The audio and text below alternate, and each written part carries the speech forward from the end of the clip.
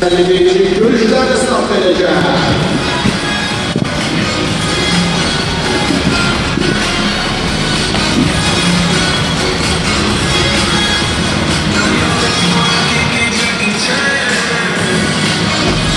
are on day 4 here in Baku for this 2018 World Judo Championships, and we've been treated to some incredible judo so far, I can tell you.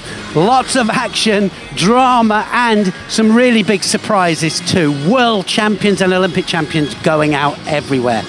Today we have had the middleweights being contested, where the rest of the world are trying to impact on the Japanese stranglehold so far. Joining me as normal in the commentary position is Sheldon Franco Rooks, and I'm going to let him introduce the first contest here in the final block on day 4. Well, a very good afternoon, Neil, and a very good afternoon to everyone at home. The first of the repechage contests in the under 63 kilo category features Katharina Hecker of Australia. She's up against Maylene Del Toro Cavallal of Cuba. It'll be Hecker in the white judogi, Del Toro Cavallal in blue, and the referee in the middle for this one is Veli-Matti Karinkanta of Finland. Hecker, I've got to say, has been on blinding form. She really has had a great tournament, Katharina Hecker, and she is going to be all systems go here against Del Toro Cavallal, and she has been on good form as well. Of course, they're in this position here. They lost in the quarterfinal stages, and that means that they've got to win this final repechage match to stand any chance of fighting for third place. The winner will, of course, fight one of the losing semi-finalists. But it's all systems go here, and it really has been a day of surprises. Yeah, Hecker lost out in her quarterfinal to Clarice Agbegnenu, and it was Martina Treidos of Germany who downed Maylene Del Toro Cavallal in her quarterfinal. This is a really, really evenly matched contest. These are two well-prepared, physically well-prepared athletes, really focused, both of them. Whenever you see them on the IJF Judo World Tour, they really are, concentrated, and I think this is going to be a tough one. It is. I mean, we haven't seen so much of Cuba, have we, on the world circuit? No. And Hecker, one of the few of the Australians that are on the world circuit and doing it. But, they are regular medal winners when they're out there. And, well, she has to be a little bit careful. The transition that we've seen over this tournament have been absolutely fantastic. Referees allowing the transition from standing down to ground, and the amount of contest that we see, not just from throwing, but won by ground, either strangle arm lock or hold downs, is amazing. Especially in this under 63 kilo category, we've got 4 or 5, Newaza specialists, and they've been working really, really hard. And the problem for them is they're all coming up against each other now in the later rounds. But I think it impacts, doesn't it? The referees allow more time. The coaches then train their athletes for the transition, and it impacts down to the lower levels as well, and that's what we want to see. And I think it's going to have a real big impact, this, because people will see that, most of the contests, actually, more contests won in Newaza than there is in Tachiwaza. And I bet that not a lot of people know that. If I said to them, what is the most scored technique in world judo, they'd say either Seoinage or Uchimata. But in fact, it's Yoko Shiogatami, and second was, and this is over the last 3 years, and the second one is Juji Gatami. Del Toro Cavallal has got some high-powered support in the stands. The Olympic champion from 2012 is up there cheering on, Cuban heavyweight. Ooh, almost. That was a close one. Vidalis Ortiz. Nice story about her online, and her background and everything, and how difficult things have been for her in Cuba, and how much judo has helped her to overcome some of those difficulties. I think for a lot of the Cuban ladies, though, isn't it? It's been a hard slog for many of them. Not easy. Well, anybody's then. Hecker has got Shido on the board there. That little yellow flag there that you see on the board, 3 of those and its disqualification. They can receive those for minor infringements. Might mean not attacking at the same the rate that they should do within a 45-second period. And that doesn't mean a full 45 seconds either. It means that within that period you've got to attack. And also, if they step outside of the yellow area purposely or push somebody out purposely, and it's little things like that that you can accumulate these Shidos and you get penalised and you can lose the contest on that, which is a bit of a shame when the main aim is to score Ippon. Did you notice the two unusual attempts to execute Osodogari, both from Heka and Del Toro Cavallal? They were similar and they fell for the same reason. They went across and their foot was still in the air, it was still on the floor. It wasn't immediately into the sweep. No, well, they're kind of hooking on, aren't they? Yeah, and then thinking about it, but by then it's too late. You were right. These are very, very similar, these two. They're looking for the same kind of technique. Heka, I've got to say, is really taking the fight to Del Toro, and she's really attacking hard. It's not like she's scared of her, not in the least. I think the other thing that makes me think about similarities is the physical stature. You know, they are taller than the average 60 kilo fighter. You'll see the difference with Toshiro Miku and Tina Tursteniak, who's slightly shorter and a little bit more squat. You know, these are a lot taller, slim, leggy, and they cause others in the weight category problems. A bit more range, and that's where the Osotos, the snaking Osodogaris, are coming from. Drops Sinagi that time, though, by Del Toro. And still no score. Nobody really looked as if they were going to get a score.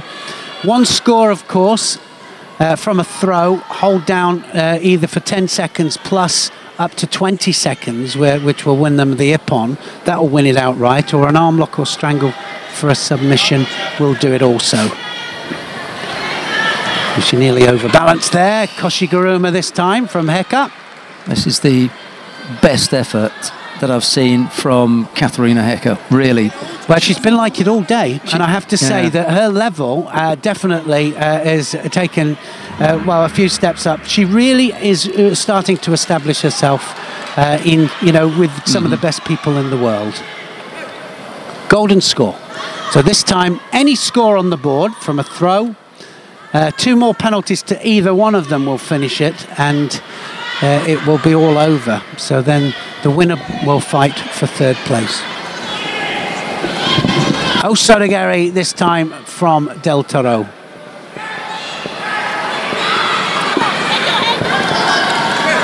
Second penalty up for Heka, and one more of those and it will be all over. She cannot afford another mistake.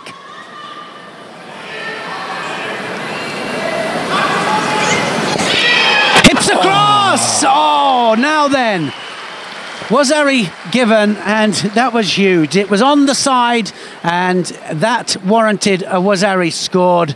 It went right the way over the top, didn't it? Del Toro Carvajal, she just stuck the hips across there, and Heka went right the way over the top.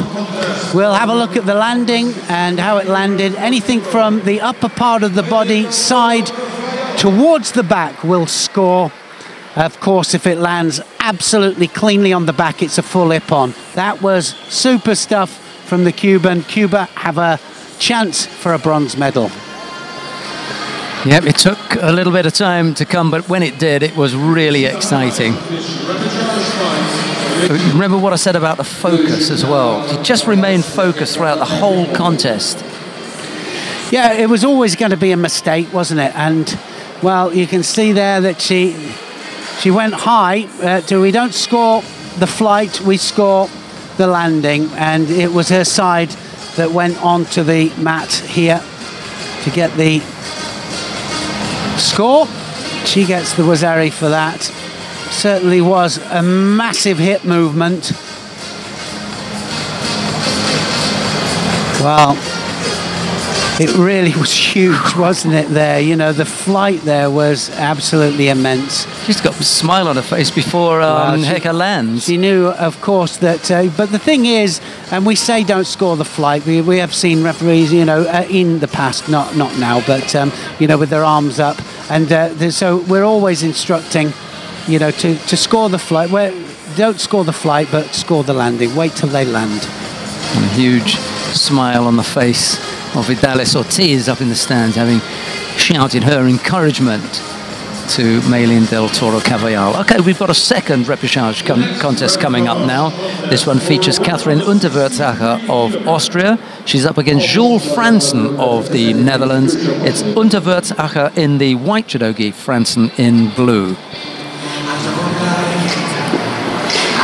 Well, it's interesting that they have fought each other. This is their 6th time against each other. So they fought each other 5 times in all of the Grand Prix Grand Slam tournaments. And each time, Fransen has been the winner. Well, the referee in the middle for this one is Amano Akiko of Japan. And I was down in the warm-up area chatting with one of the Dutch support coaches. And, it came to me, I was thinking, Jules Fransen has looked sharper today than Catherine Unterwürzacher. These two things, this combination that, Fransen is the one who normally comes out on top, and the fact that Unterwürzacher hasn't looked at her best, this may just do for the Austrian today. Well, the thing is, we do see things. We've seen it many times over the last 3 days, and things have changed over where somebody's had a 2-0 or 3-0 on a head-to-head, and then they've had it overturned. So let's wait and see here. Unterwürzacher in white, Fransen of the Netherlands in blue. Tanaki Funa was rather hoping that she'd be able to overturn the 2-0 that she had against Dario Billet. It unfortunately didn't quite work out that way. Exactly, it didn't. It did not. No, it never looked like it was going to either, did it? There were others, however. Neil did point out that there were others. But that was a painful one, painful. Well, Marco Spitka, the Austrian, there he is. The Austrian coach, very, very vocal. And he'll be really trying to get Unterwürzacher right for this. And like you said, not been probably on the best of form, but they're still here and round about. I think that's the thing about trying to get your form as consistent as you possibly can. More consistent you are in training, then the more consistent your results are, of course. She had a good grip there. Couldn't quite finish off, however. All of a sudden, there was an opportunity. Really likeable character, Unterwürzacher. Bubbly and always friendly, chatty. Never turns down an interview if we do it in German, but runs a mile when we have to do it in English. Is that right? Oh, nice. Fransen there takes her backwards. Uchigari gets a Wazari for it. Exploded into that. Uchigari. Well, the arm was out, but most of the upper part of the body, I don't think that they'll probably score that. They might not. The elbow was out there. Let's have a look at the landing. No. For me, it wasn't a score. We've been saying that if the arm is tucked in, then it will warrant a score if the side touches the mat first. So I think they might take that off. And take it off they do. So now Unterwürzacher and Fransen still all evens.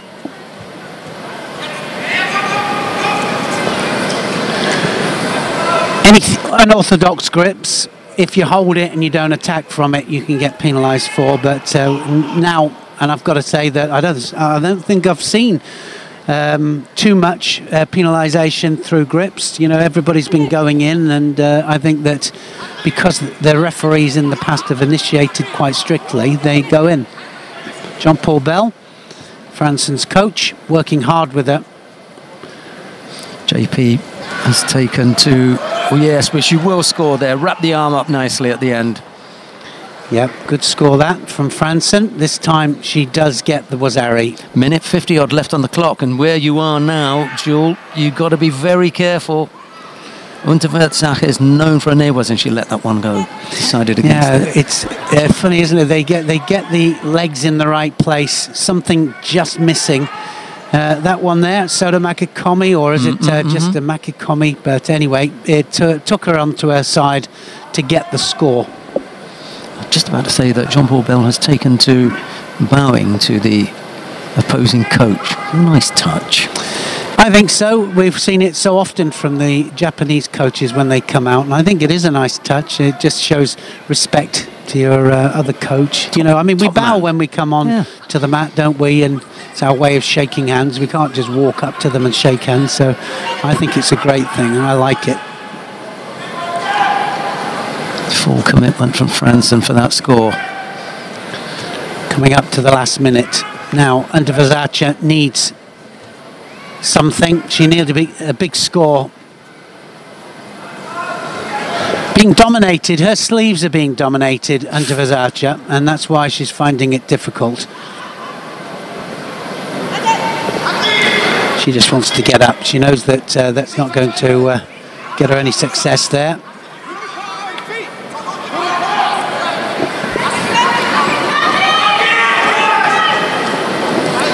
Second match then in the under 63 kilograms. This will be followed by the semi-finals of the under 63s, and they're going to be two crackers. I can tell you now.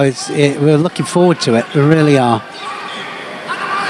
We've got a good job, haven't we, really? A nervous group of Austrian fans, their teammates actually. Magdalena Kosakova's up there, Sabrina Filzmerzer. And then Bernadette Graf, who we've yet to see. She's the only one of the Austrians that hasn't fought. She'll be on tomorrow. Untitled going for it here. She realises the seconds are ticking away. It's slipping away from her. The sixth encounter between the two of them is also slipping away. Untitled goes forwards. Franzen just needs to hold her ground. She can afford the penalty. She's taken another one because she did this in a previous contest. 9 or 10 seconds, penalty free, and she will just take one. But up until that point, she stayed in the contest. I mean, she didn't, abuse the situation. But when it's got 10 seconds to go, she decides, hey, I'm out of here. And burned one of the penalties. Unfortunate for Catherine Untitled. She falls at the repechage stage. It's Jules Franzen who goes through to fight for the bronze medal. We've got some highlights coming up, I think. Yeah, this one. I think so. I'm sure we're going to see the Makikomi, the score again. Franzen now has won their last 6 encounters. So starts off with very low Makikomi. I think it was Tayatoshi originally, and then it turns into the Makikomi, doesn't it? She keeps hold of that arm all the way through. Just shows how important the kumikata is. The pulling action never stopped, and that's what drove her opponent onto her back.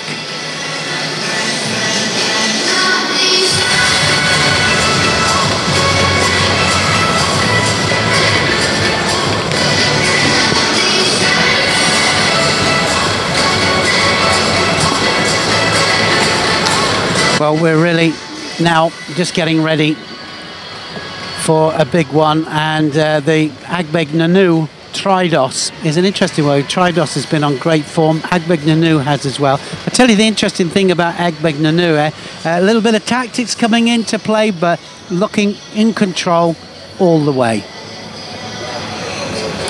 Well, we haven't got long to wait now, because the first of the semi-finals features Clarisse Agbegnanu of France. She's up against Martina Tridos of Germany. It'll be Agbegnanu in the white judogi, Tridos in blue. Tridos has beaten her. Just looking there at their head-to-heads, and if you're looking at home thinking, why would they fight each other that much?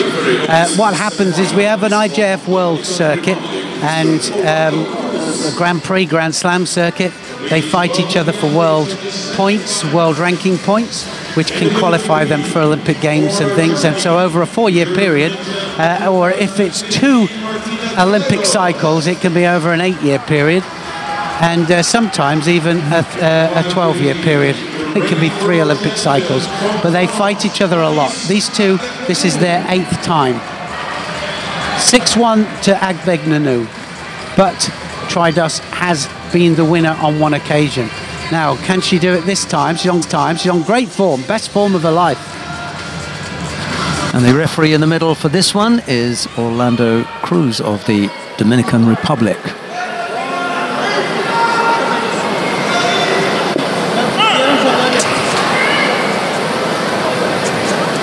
Both really combative, and Agbegninu knows that Traidos always goes out hard. Oh, now then, Wazari straight away.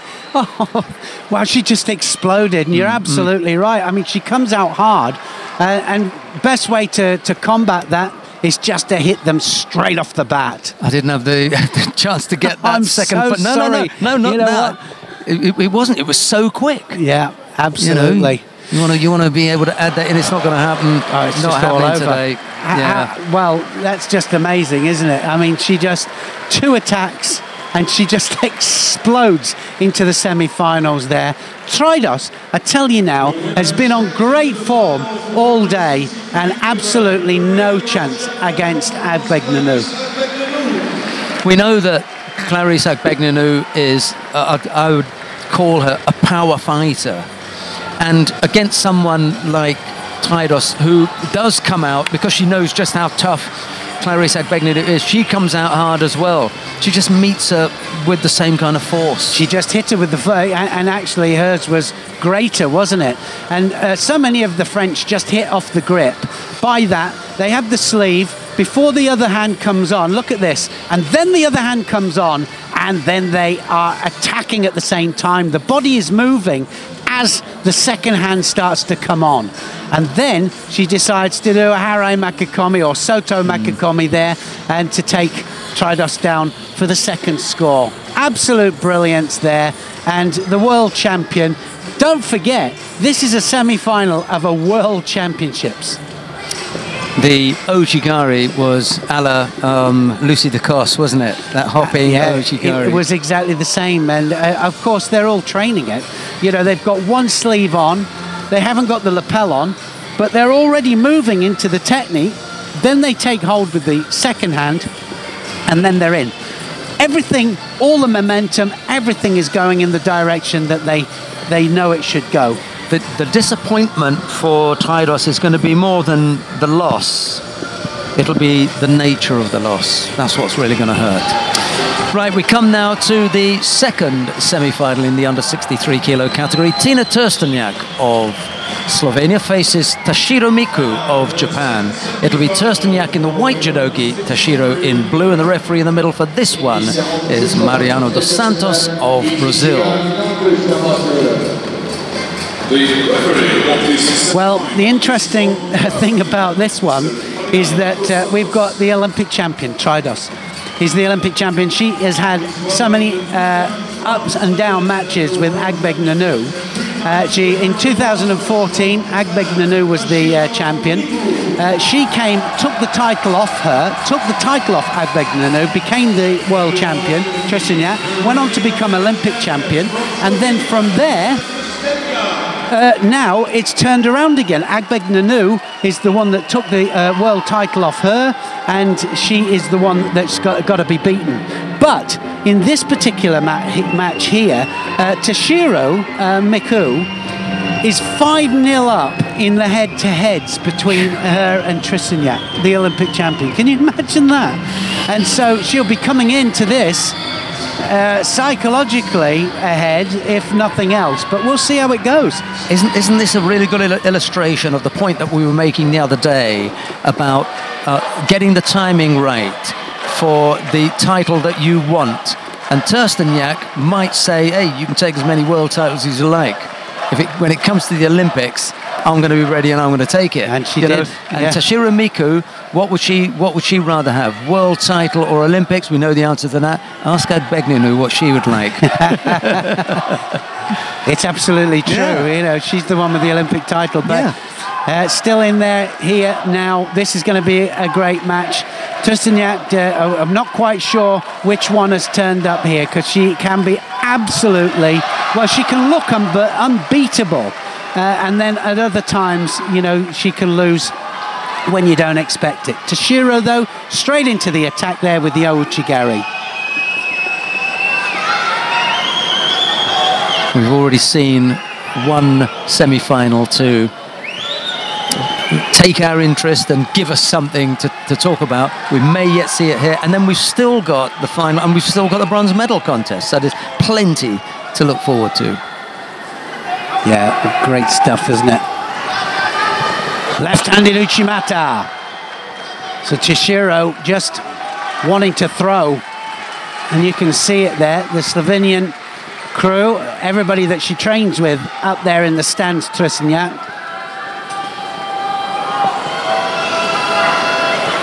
Such different groups for training. As far as training is concerned, I mean, the amount of people that Toshiro has to train with and the amount of people that Trstenjak has to train with different, but they have a select group, the Slovenians, that train so physically hard. Toshiro, she comes from, well, big large group. Now she's looking for the shimiwaza. Is it underneath? That is across the face. That is definitely across the face, and Trstenjak just points that out. It just lingers with the look there at the end to the referee to say, I would have been happier had you spotted that earlier. Yeah, exactly. I think Trstenjak would have been as well.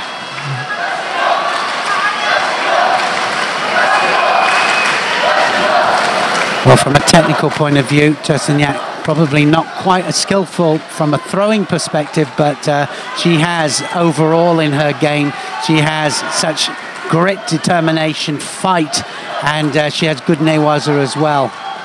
The tachiwaza's not bad either. And she is a winner. She'll certainly, I mean, this wasn't a good one for her for a semi-final, I have to say. When you come up against somebody you've lost to every time, it's got to have some kind of psychological effect. And there is the throw. Wazari scored. Uchimata, Trstenjak goes over.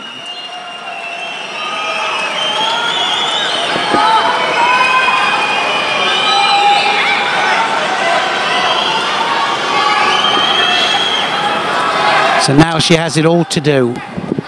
Interestingly, we've still got a minute and a half of this contest to go, so there's still plenty of time. Drop Seoinage will be the main technique from Trstenjak, certainly the one where she can score. But there's the Uchimata from Toshiro.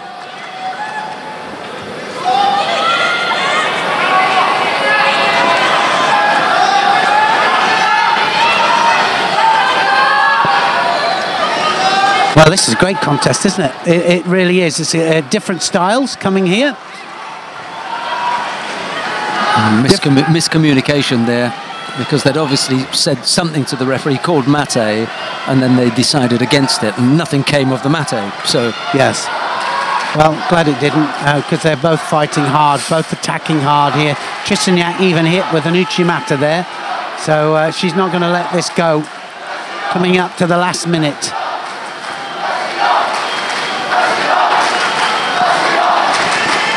Big group of supporters, all from the Komatsu company supporting Toshiro Miku.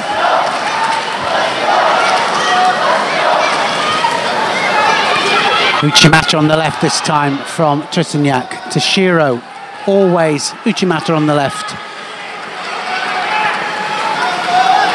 Good performance from Toshiro.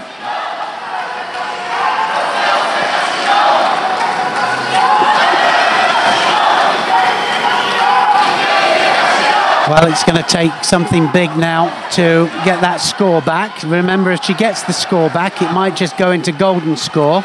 But she doesn't look as if she has the power to do it, Trstenjak.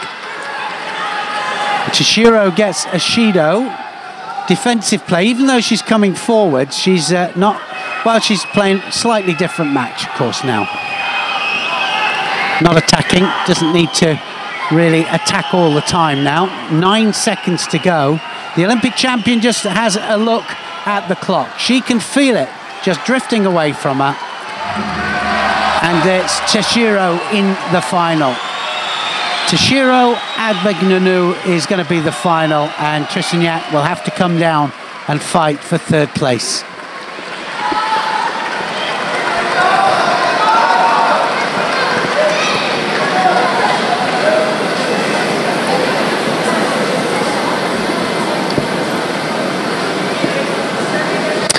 Well, the one final that I said that I thought was unlikely was Tursteniak Traidos.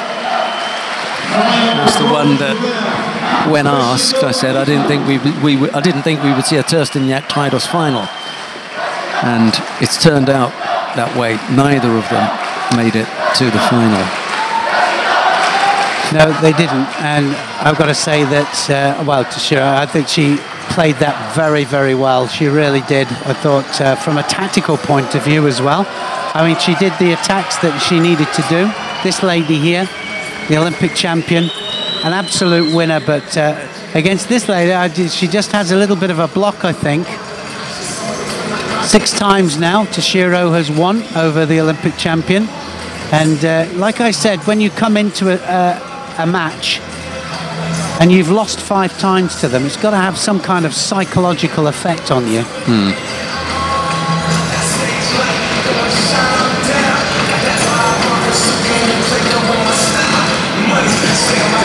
Great performance from Toshiro. Really looking forward to that final. Agbegnanu of France, Toshiro of Japan, and that should be an absolute cracker.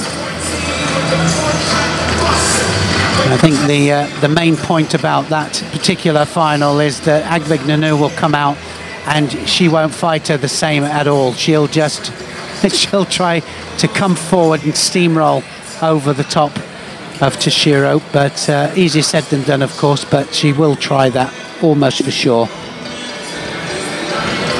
The first repechage contest, 181 kilograms.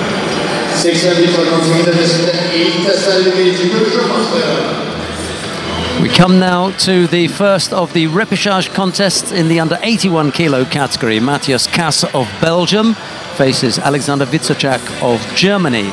It's Kass in the white judogi, Witzerczak in blue. Witzerczak of Germany, he was the defending world champion, and not totally unseeded, but came through as a surprise winner in the World Championships last year with a super performance, it has to be said. Fantastic performance. Here he is up against one of the up-and-coming youngsters, Matthias Kass of Belgium, and he's been really going through them in great style today, Matthias Kass. Some big throws, some big wins, just came short against Molay of Iran. Well, this is interesting because what we have here, well, for the last time today anyway, is the current world champion against the current junior world champion. Nice matchup. Yeah, really, it's this man here, the world champion from last year, had a lot on his shoulders, and well, his teammate Ressel has a chance to get to the final. Possibility of 2 Germans on the rostrum. Sure, Kass will have something to say about that, though. Watch out for the Seoinage of Kass.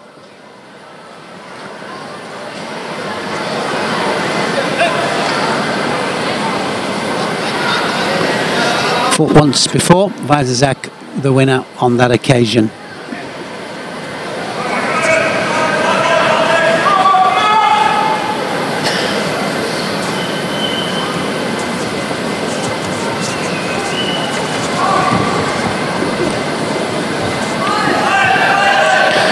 Well, straight in for that shimiwaza there, the strangle, for what, you know, he won the final with that last year, and he is very, very quick, Witzerczak, with that particular shimiwaza. Just uses the jacket, winds it around the neck. Transition, absolutely superb. Kass knew it straight away and rolled in the right direction.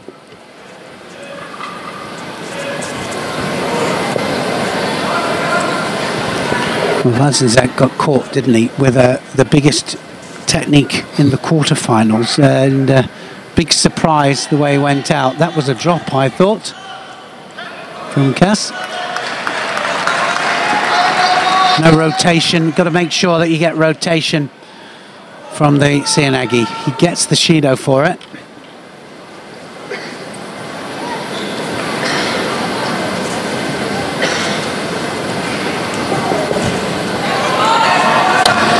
Seems to be struggling, doesn't he, Cass? He really is just a little bit out of sorts here. The Seonagi's not working.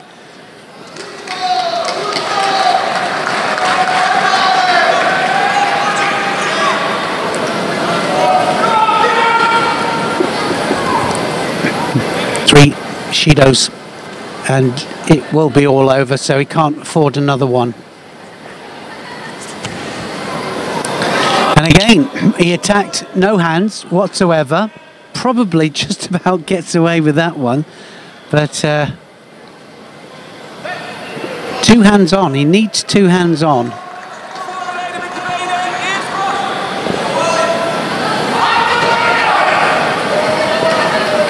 Did he have a penalty previously, Cass? He has the penalty up there, yes. He received the penalty. And it was just for dropping, no rotation.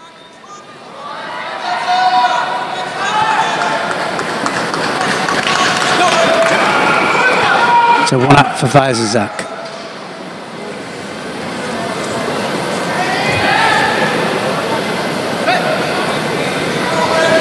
Look at Tominagi by Cass. Just about moves him, just about gets away with it. You have to break the balance. Seoinagi! Oh, now, nice Seoinagi there, and he almost made a mistake there. Just a little bit too casual down there, and Cass was on the arm, but a lovely drop Seoinagi there. Weiserzak goes over. Cass goes over, sorry. Weiserzak just controls it now. Has he got the shimiwaza? Not quite. Looking for the newaza all the time.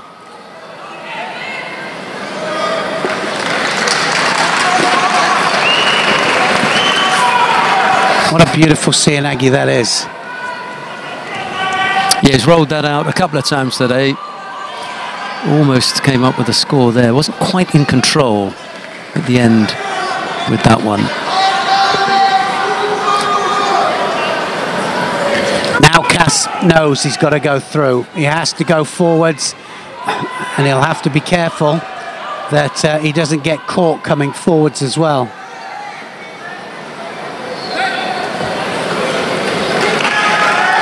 "44 seconds out there, Sheldon. Seems like a lifetime sometimes." It will to visit, Jack. Yeah. Richard Trautmann, the German coach, doing a good job with this young team, young German team.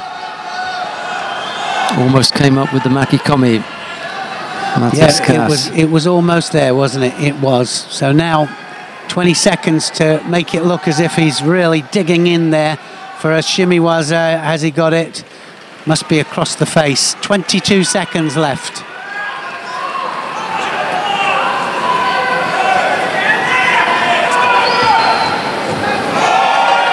Definite penalty there. Weiserzak will get it. 17 seconds. Can't afford another one.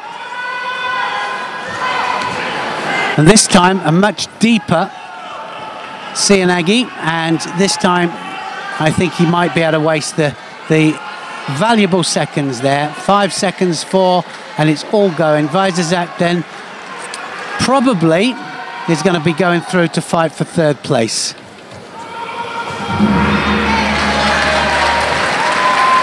Cass will be really disappointed with that. So close to get to fight for a medal. Not quite there yet, though. Well, the other thing that will happen over a period of time, maybe the next day, couple of days or so, maybe a week, or Cass will sit back and think, hang on a minute, you know, I finished 7th at the Senior World Championships and I'm still a junior.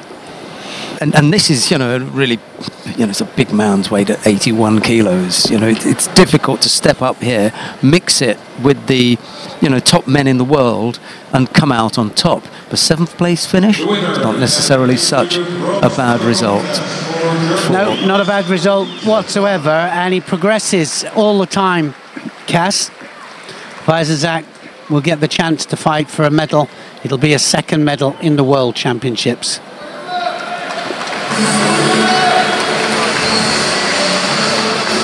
It's almost as though there is a relief that is just washed over Alexander Wytyczak, where he realizes, you know, questioned myself about the world title. He's had a whole year to wear the red back patch. Okay, this is the last time that he's going to be wearing it with regard to this particular competition, but I've got a chance to be on the podium again. How far away am I from getting real credibility as a world-class under 81 kilo player if I can win it and then the following year be on the podium again? Just showing consistency of performance is exactly what we were talking about, isn't it? Just having that consistency. And silencing some of the doubters, because believe me, there have been plenty of people out there who've been talking about, you know, before Vitacek came here, first of all, was he going to come at all? Because he'd fought once or twice since winning the world title, but he's come back here, and I think that he has shown that he is a world-class athlete, a world-class competitor at under 81 kilos. Yeah, absolutely, he is. And it just shows the depth that the Germans are starting to build as well. I mean, like I said, Richard Troutman doing a good job with the German young team, and we've seen quite a few of them out there, and you think, oh my goodness, you know, he's going to be good. And we've got Wrestle in there as well, and they've got a big future. We come now to the second of the repechage contests in the under 81 kilo category. Damian Shwanowicki of Poland faces Hassan Karl-Musaev of Russia. It's Shwanowicki in the white judogi, Karl-Musaev in blue. Cannot see who. Oh, it is Vladimir Nutsubidze of Georgia. Neil. Well, Karl-Musaev, the Olympic champion, coming out here. The world ranking not terribly high. The reason being that he has been out of, well, I'm saying that he's in the top 10, of course he is, but he's been out of competition for a bit, only just started to come back. Got caught, didn't he, here? It was a beautiful technique by a wrestler, and he has now got to fight for the most difficult medal sometimes to win, which is the bronze medal, especially when you expect more. And I think that's the key here, is that when you expect more, you come out and you think, well, can I really be bothered? But you've got to be bothered, because it does show that consistency. Yeah, it's a weight category that the Russians have got plenty of depth in and a good deal of experience at winning medals in. So there'll be big hopes for Karl-Musaev that he too can get past this repechage stage and then be on the medal podium. Gold back patch on there signifying that he is the current Olympic champion. Yes, it's a red back patch if you are the existing world champion or the current, and just a normal back patch, blue, if you're one of the others. I've got one of those. Is that right? It's one of those kind of ceremonial things that says it's got just Sheldon and IJF. I've never worn it. You know, no, of course not. It's just a gift. Watch out for Karl-Musaev when he gets close in, because he's got some great pickup techniques as well as good Uchimata as well. Has a twin brother fighting in the under 90 kilogram category. Indeed, he has an identical twin. And you can't tell them apart, can you? You really can't. One of them had his hair cut very, very short once. That was helpful. When the Olympic Games, when he won the Olympic title, Shwanowicki picks up a penalty there for just overly defensive posture. When the Olympic final finished, we managed to get his brother Hussein down to see Hassan, and they put them together, and it was impossible to tell, really. I'd have just said I'd just won the Olympic gold medal, wouldn't you? Around it. I've taken it off him. Yeah, exactly.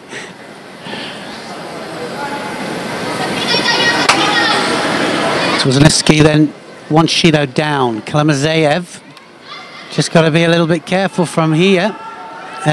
Just in the Sangaku there, he's not very comfortable there, that's for sure, and he's going to go over here. Now then. Oh, he's going to tap out. I thought he tapped out there. Oh, he has tapped out. Karl-Musaev has tapped out. and the Olympic champion loses it, because as soon as he was in that, then there was a big danger, wasn't there? And he couldn't get out of it. It was in too tight. So absolutely not his day. It just goes to show that it doesn't matter who you are. It's if it's not your day, it's not your day. And Kalamazeyev is not even going to be fighting for third place. He suffers a second defeat. He lost earlier on, and that put him down in the repechage contest, and he's lost out now to Damian Chwanowicki of Poland. He goes through to compete for the bronze medal. Hassan Kalamazeyev had lost in the quarterfinal to Germany's Dominic Ressel. That was a great win there. That really was. Swazanecki really came out there knowing that he had a mountain to climb. And it's never good, is it? I mean, you're coming out fighting somebody that is Olympic champion, and there you can see that he's got it so wrapped up there. I thought he tapped out. He did a little tiny tap, hoping that nobody saw it, I think. But the second one we definitely did see. Triangular strangle. Sangaku Jimmy couldn't pop the head out, and that's what he was trying to do. In the end, he has to roll over to try and relieve the pressure, and Swazanecki there just picks up the hips to apply more pressure. And he shows a number of people another angle for applying the technique. Quite a few people give up at that point. Well, you see a lot looking for the Osai Komi, and they look for it, I think, just a little bit too early. Not a nice place to be at the best of time, that. When you're looking up in the ceiling and you see all those lights and all the rest of the crowd, it's the worst place on earth to be on your back. Anyway, taps out. The Olympic champion says, that's it, I've had enough. Swazanecki goes through to fight for third place. Now, who's it going to be? Well, it's going to be the loser of one of the semi-finals. And I think it's going to be the loser of Malai against Albayrak of Turkey. We come now to the first of the semi-finals in the under 81 kilo category. Saeed Molayi of Iran faces Vedat Albayrak of Turkey. It's Molayi in the white judogi, Albayrak in blue. And the referee in the middle for this one is Lubomir Peter of Australia. Albayrak has been on blistering form. He's your outside fancy, I know that, but I think Molayi as well has been on great form, blistering form. They're head-to-heads, 1-0. Albayrak. Really? Yes. Albayrak was the winner the last time out. So this should be quite an interesting little encounter, shouldn't it? Time for, as my colleague from time to time, Annette Boehm, says, time for a bit of revenge. A little bit of revenge would be good. This is the world #1, the most consistent in the category this year with the amount of events that he's done. And look at the support he's got here. And could we have the possibility of a world final here? Well, definitely we have. For one of them, it's going to happen. My prediction for this is I think we're going to see an Ippon. One of them is going to give us that. Both started off on their haunches, didn't they? They've got that get-go style. Yes, it's almost sumo-like. Cape Canaveral style, and I think that that's what we're going to have here. It's going to be a Cape Canaveral start for one of them. Something's going to happen.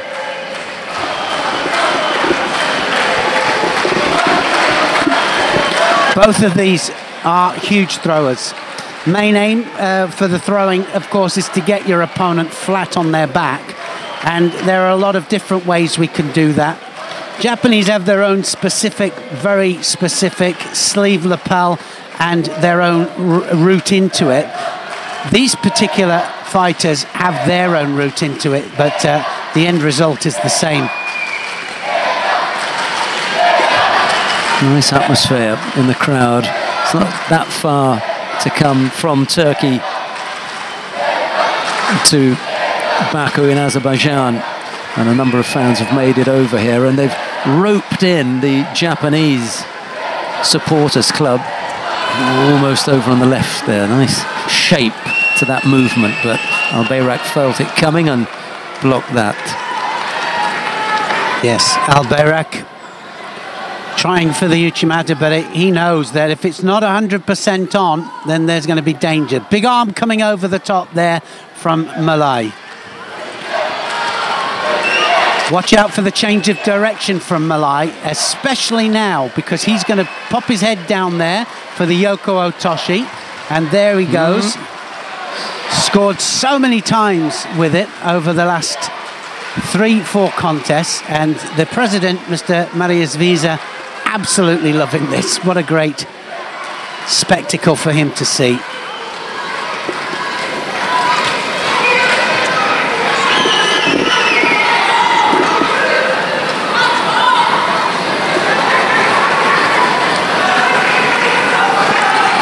Well, when Malai goes for that Yoko Otoshi, he drives from the head, and he has a different way into it. He has one off the sleeve as well. So the grip that he has now, he can do it from there as well.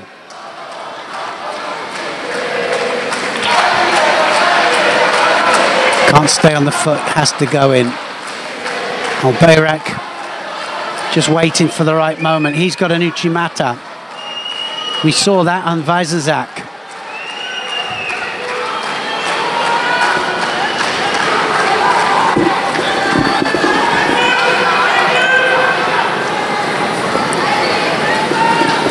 "64 fighters started the day, and now there's 4 that can get the gold medal."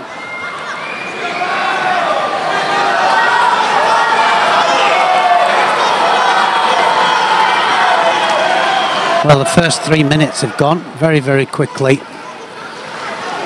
Little warning there to the coach. I think it was the Turkish coach there, told to be quiet, don't be too verbal while they're fighting. Well, don't be verbal at all while they're fighting. They can only shout things in the mates when they're stopped. There's the Yoko Otoshi. He's going to have to change it up. Use that just too often now, and he does. Tomonagi this time. Albayrak just manages to stop it, looking for the Osai Komi. Didn't quite get the balance right there to drop into the Osai Komi.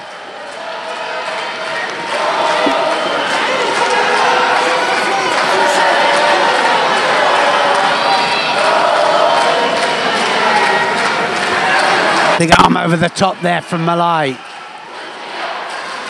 He has a huge pickup, Malai. He did it, a big Sasai Surukumiyachi, but from a bear hug situation.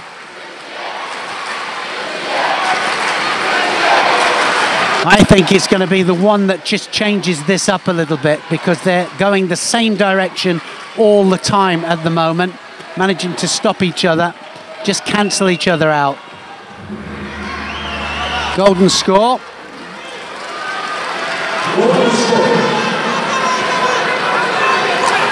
Nervous times for both the teams up there watching on. Now this is it. Watch this then. Oh, the bear hug situation there. And that's where he scored in one of his previous fights.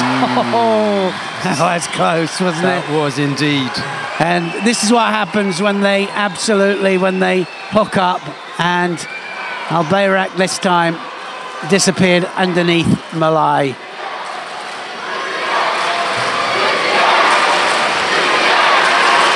I still think it's going to be one of them that commits. Malai looking to get that arm underneath. There goes the arm.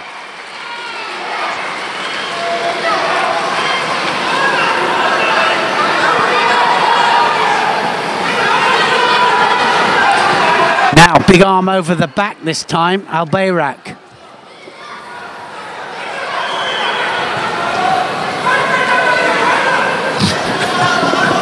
You can kind of see it coming, can't you? It just... Well, someone had distracted Irakli Uznadze, the Turkish coach, and he looked round as if to say, what are you trying to tell Al Bayrak to do? He was remonstrating with them as though, no, that's not what I want you to do. A minute to go. Uznadze in the chair, just in the background of that shot. Well, Malai looking now, I think for the Uchimata, he needs to leave that alone because he's going to get Shido for that now. So the first penalty will come up on the board for the drop. So Shido up for Malai.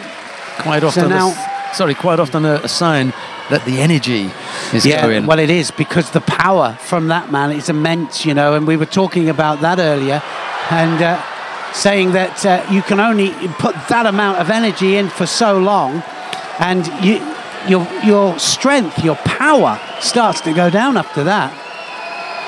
Well, he's shown the Uchimata on a couple of occasions there, just having Malai hopping to avoid getting caught.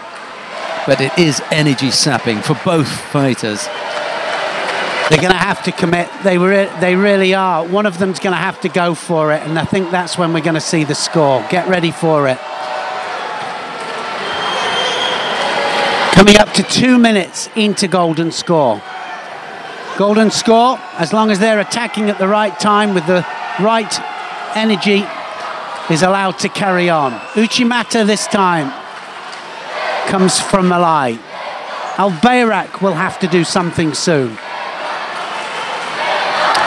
Now then, Malai! Oh my goodness me! And just too much time. Does he get it? He does get it. Malai gets it. I thought that maybe there was a little bit too much time, but Al Bayrak thought the same, exactly the same. We have seen the scores going up there when we've had continuous movement all the time, and I think that's what we had there. Just oddly enough, what's telling for me is the position of Irakli Uznadze. He's out the chair, he's pacing up and down, but I think he knows. When you stay in the chair and you're remonstrating, you definitely, you know, you really feel that you're still in it. He got up and he was gone. I think that he thinks that's a good score against his man, and he'll accept it. So Malai gets it. Malai goes through to the final. Wow, what a fight. That was a really, really tough fight.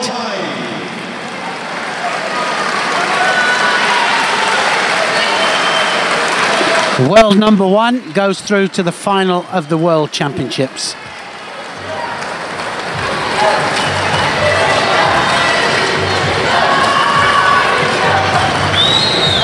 Plenty of time to have a look at that particular score. It was very close, wasn't it? But it was enough in the end. It was 2.5 minutes into the golden score period. This man came in as the world number one because of his consistency. This man here showed that he's having the best form of his life. Neil talks about the continuation of the technique. Does he have to reset? Does he have to start again? Does he?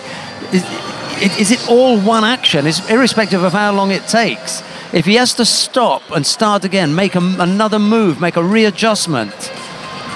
Yeah, well, it's all part of one movement, and I think that as long as it is all part of one movement, of course it's definitely borderline. You know, there'll be people watching there going, well, it has to be bang bang, but you know, the thing is, we've seen people driving. We teach techniques where you drive off the back leg, and to continue driving or continue turning, that is what we teach, and this is exactly what we've got here. And that's what's happened. Al Bayrak is over and on his side as a result of that action, and that's just one action. Yeah, good decision as always, but by the referees and the supervisors. I think that the continuous movement was worth the score. Malai goes through. Albeit that it took a long time to get there, and he was hovering, you know, he's teetering on the edge. I think that in the end, that was worth the Wazari, and it was valid for scoring purposes. That was the first of the semi-finals. We got another. Here we go again. And the second semi-final features Fujiwara Satara of Japan. He's up against Dominic Ressel of Germany. It'll be Fujiwara in the white judogi, Ressel in blue, and the referee in the middle for this one is Cho Min-sun of the Republic of Korea. Well, both of these have been a revelation today. They've had incredible results en route through, and we've seen Ressel coming through, beating the Olympic champion Kalamazov with a huge technique for Ippon. He's also beaten Muki of Israel. That was a big Ippon as well. Morales, he's beaten Petra of Czech Republic. Wow, what a tournament Ressel has had. They produced the surprise last year at the World Championships, and now we've got another one just about to happen. Fujiwara, though, is going to have something to say about that. Fujiwara was the winner over Swarteniski of Poland. He was also the winner over Chushi of Belgium. Just looking down now, and Gello of France was his other win. So he's gone all the way through as well. Probably, I mean, you can't say it's an easier draw, but a more favourable one. But here we go. Fujiwara in white, Ressel of Germany in blue. I wonder how much motivation Ressel will take from the knowledge that his teammate had held the world title for a year, during which time he must have been thinking, well, hang on a minute, I've done him a couple of times. I think that he would have taken a lot off that. Absolutely, you're dead right, you know, and thinking, well, I want a little bit of that, and he's just about to have it. And the Germans allowed to put 2 in the weight category. They could have put 2 in 2 of the 7 weight categories. This was one of them that they chose to, and it's really paid off. Chap will fight for bronze, and at the moment, yes, Ressel with a chance to make it into the final. Well, they can put there's 9 competitors they can put in from 7 weight categories, 9 in the ladies, 9 in the men's. So good to see an Agi attempt there from Fujiwara, and now Fujiwara looking for the Newaza. Look at this, he's really going for this. So this is a well-rehearsed move. Just needed to hold off there.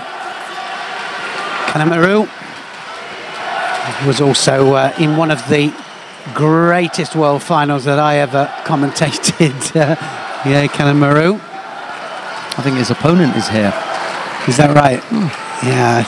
He's in the coaching chair, so he knows what it's like to be in a world championship.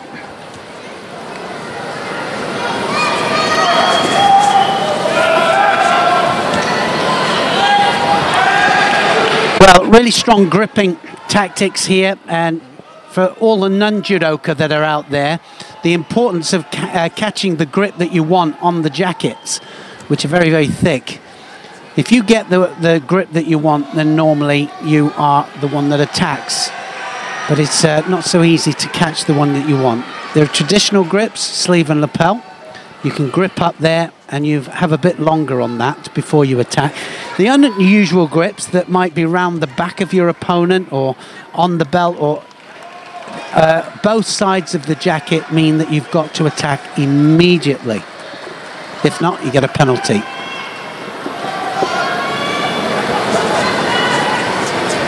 Both cautious here. They can feel the danger, these guys. As soon as they grip up, they can feel that the other one can attack. I think Ressel is the danger one here. I think that he's definitely just kind of waiting for the right moment in order to attack big.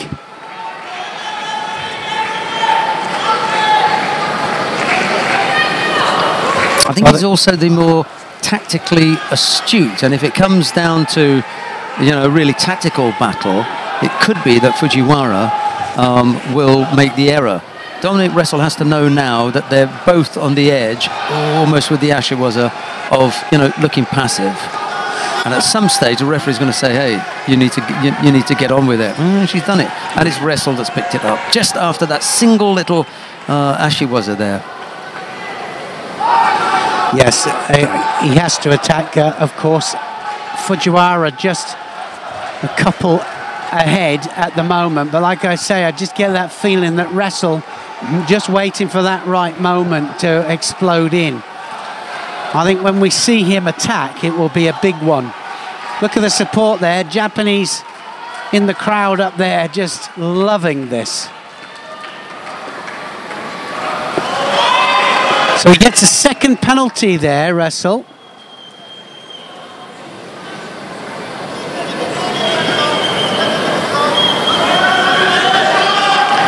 Back patch was coming off right at the beginning, actually. Just had it ripped off.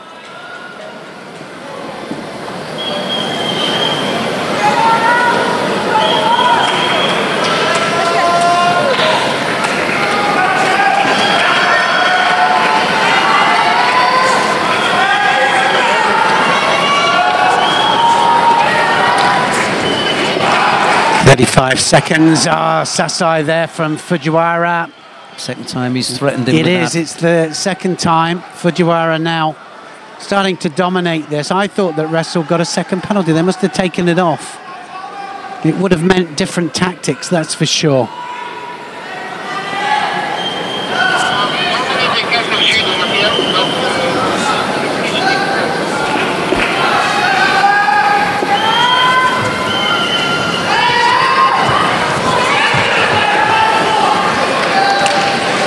So now Wrestle really finding it quite difficult to penetrate the gripping strategies of Fujiwara, and it is down to the grips.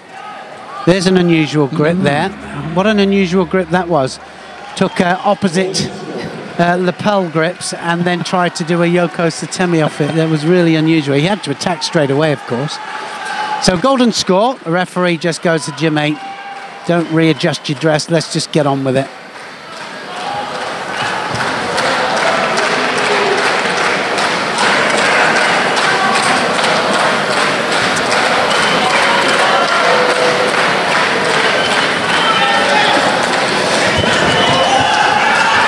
He doesn't want to pop the Osoto across Fujiwara. It's left to left, so they'd have to be really strong with their convictions if they're going to do that.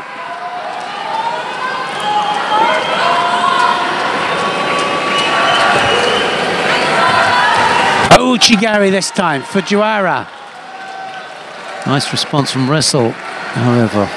As soon as he came out of the Ojigari, Fujiwara, Wrestle attacked him with Haragoshi on the right side. That was a good response. Doesn't want to know down in groundwork, does he? He really doesn't want to know.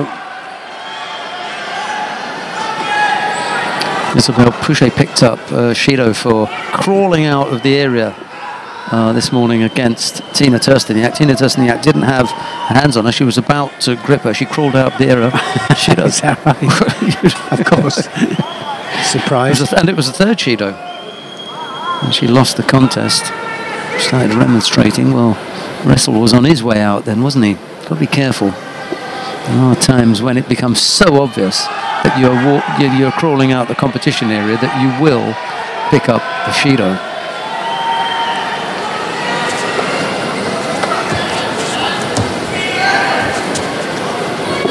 Well, Fujiwara pushing all the time.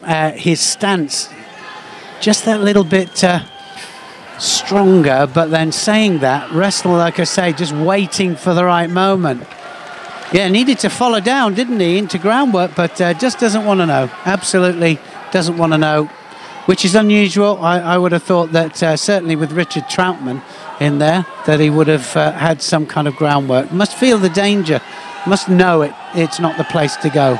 Or at the very least, he could have attacked him from the standing position when Fujiwara was on his knees. Well, that's true, exactly, yes. Put some pressure on him there, because for sure, Fujiwara is going to make the, commit the error and block him with a hand. Yes. Well, Fujiwara just walked out there, so that's one Shido each. Siatoshi this time from Fujiwara. I'm seeing something here. Fujiwara is beginning to step things up.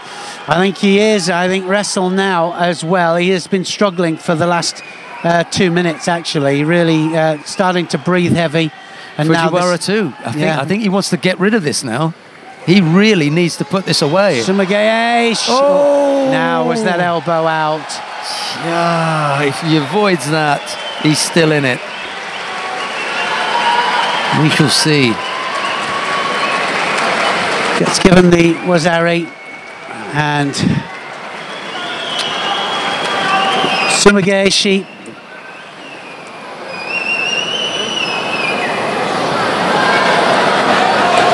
So was it on the side? She's going to award it, I think, to Fujiwara. Fujiwara's going to go through. Oh, okay. Well, the elbow was out, so they've taken the score off, and Wrestle can breathe again, so can the coaches. Fujiwara's got to be a little bit careful with that unorthodox grip.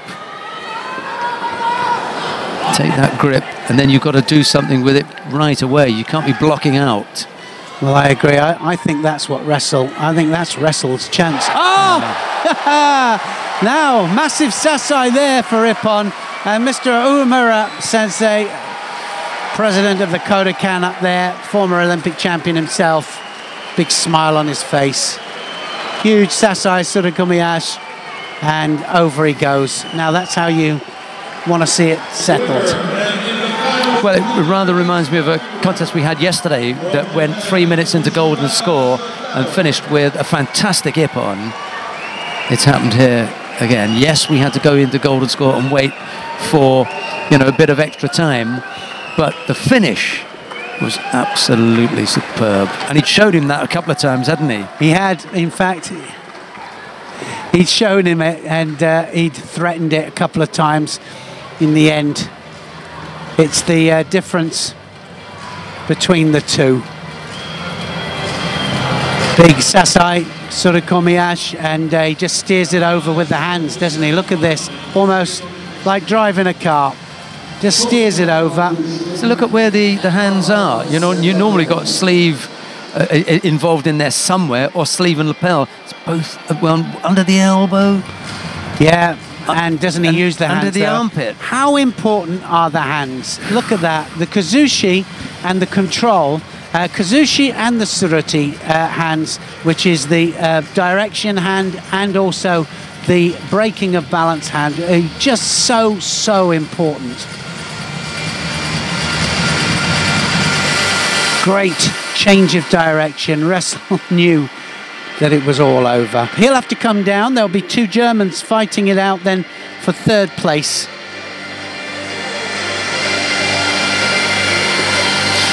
Yeah, the unfortunate thing for Germany is having two people reach this stage, they have to go head-to-head.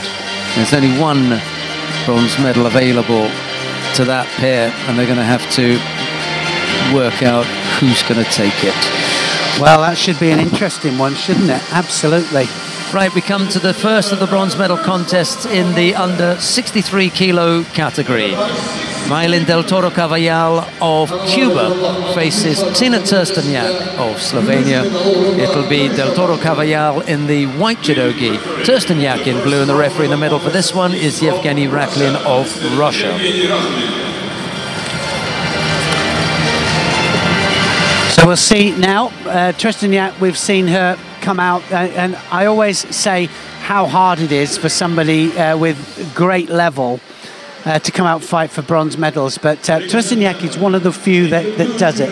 She comes out, she doesn't win the gold medal every time, she always gives credit where it's due, and she always comes out to fight for the third place as if it is the gold medal fight. This lady here will want to secure a medal for Cuba. The Cubans, of course, were so dominant at one stage in the early 2000s, and that was all because of the great Ronaldo, of course. We know that he had such a good hold on the team and good control of that women's team, but this is a new team. Del Toro Cavallal is coming out then. She's wearing white and Trysniak is in blue.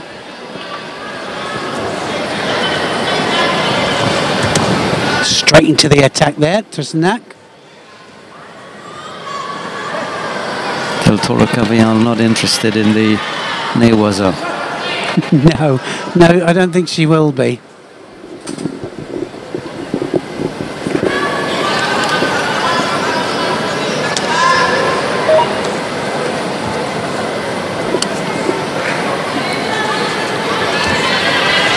Ouchigari, Del Toro, and she's going to try and match Trysniak every step of the way. Seoinage, and driving Seoinage it was as well, Trysniak.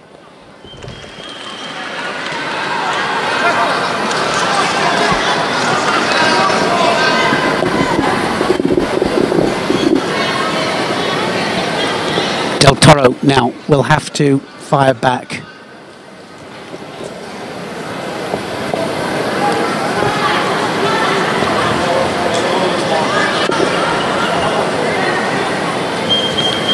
Sorisuru Kamigoshi this time. I think Del Toro just starting to fall behind on attacks.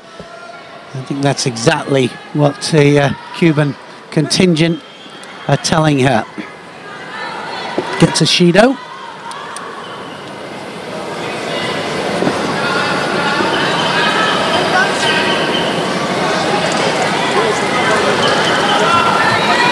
Big arm over the top this time. Now she'll start to go to work.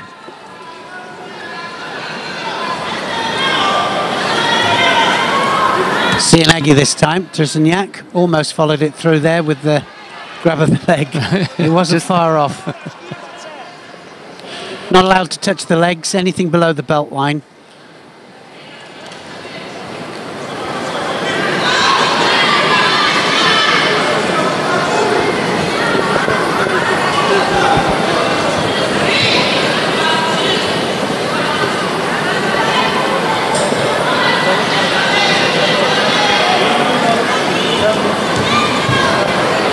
Trysniak coming in right and left-handed for that Seoinage.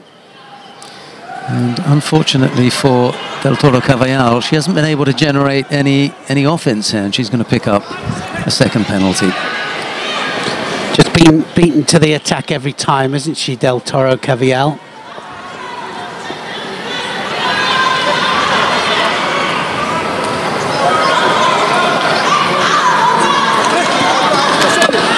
Look at the expression on her face, though. She has no stress. She's not breathing heavy, just good condition.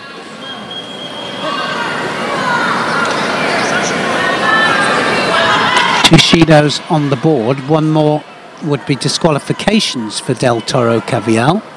She gets back to her start point quite, gingerly. She's carrying some kind of injury there. It wasn't fluent, it wasn't smooth walking back there.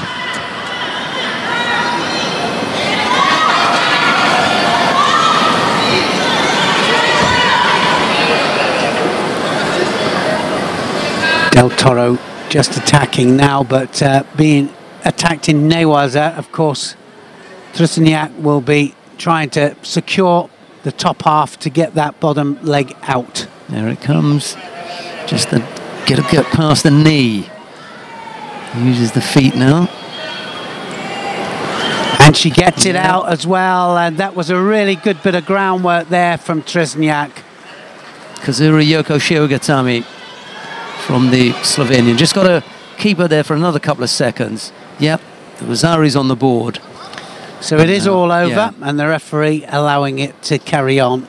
If she turned out now, it would just be Mate, and she would win anyway. The Rosari went on the board at 10 seconds, 20 seconds the Ippon, and Trysniak wins the bronze medal here at Baku. And you've got to say that the consistency of that lady, like I said, when she comes out, she always comes out, fights just as hard for the bronze medal as she does for the gold. Brilliant stuff then. Trysniak is on the rostrum yet again. Such consistency for her.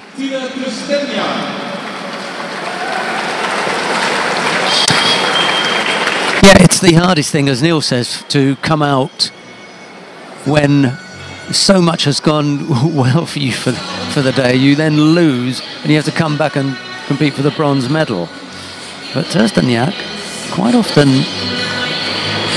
you know, turns things round and shows that she can dig deep, even when it looks as though everything that she had hoped for in the day has gone. She still comes back and picks herself up. Good piece of work on the ground in getting free of the legs and trapping Del Toro Caballal down there, because she's got some long limbs, has Del Toro Caballal, and normally that means it's difficult to get away from, but on this occasion, Tersteniak managed the job. Good bit of groundwork, and just so consistent, isn't it? She knew the legs were coming out there. Del Toro then had to try one last try to get out. Was never going to happen. One more bronze medal match then, just before we get to the final of the under 63 kilos category.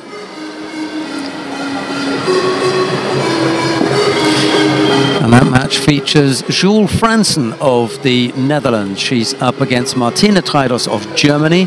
It'll be Fransen in the white judogi, Traidos in blue, and the referee in the middle for this one is Raul Camacho of Spain. Well, interestingly, no head-to-head with these two. They haven't fought each other in major competitions before, so we'll soon see how it all goes. I was quite surprised by that. I see Sheldon just, you know, going, well, that's surprising, yeah. But they haven't met before. Well, if you can lip read French, you'll know what Helene Rossevaux just said there when she found out that camera was on her, but we won't go into that. No, don't go into that. We'll leave that for our lip-reading French viewers then. Long walk to the centre of the tatami.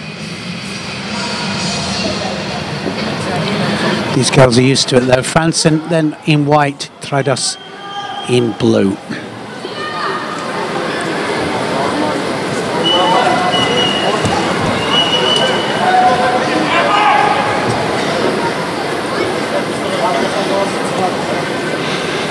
Straight away into the attack there on the ground.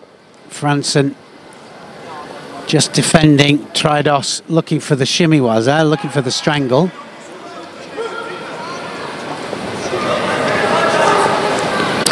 There can only be one winner, I'm afraid. As much as, you know, we like to spread the medals around, one of these is going to go home empty-handed. Yeah, I was just about to say a bronze medal at stake here. Fransen, hips across there. Traidos just manages to stop it.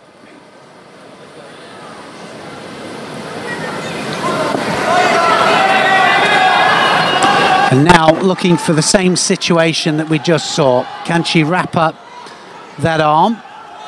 Get that leg out? Is she going to go for the arm? Maybe. Well, she scored with this earlier on in the day, but she managed to get the foot out. And you can see there that it's Fransen just holding on to the foot. She physically had hold of it. That's right. Makes it really difficult to get that leg out. The referee's being told to control the coaches, just that little bit too excitable sometimes.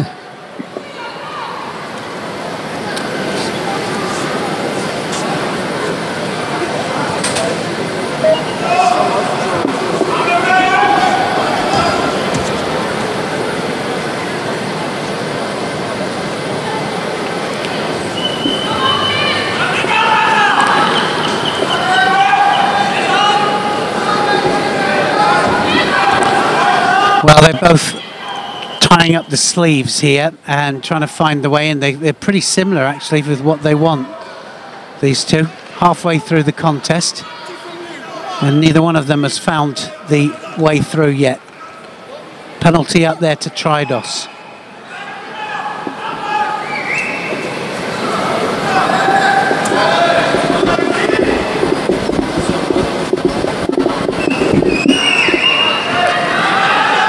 Now looking for the Uchimata there, hooks in with the leg first of all, does Tridos.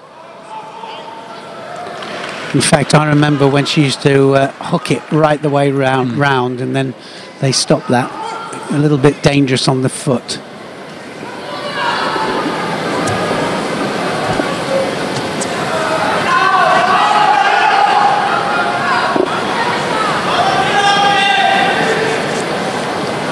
Well, defending with that right arm there is Tridos. She has to make sure that she uses that to effect.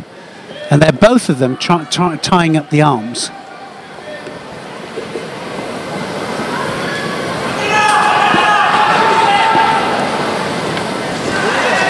Still just the single Shido against Tridos. We've got a minute left to go. This is the point at which one of these fighters has got to decide to go for it here. You don't want to be going right down to the wire and then heading into golden score. Finish it now. I don't think either one of them wants to go to golden score.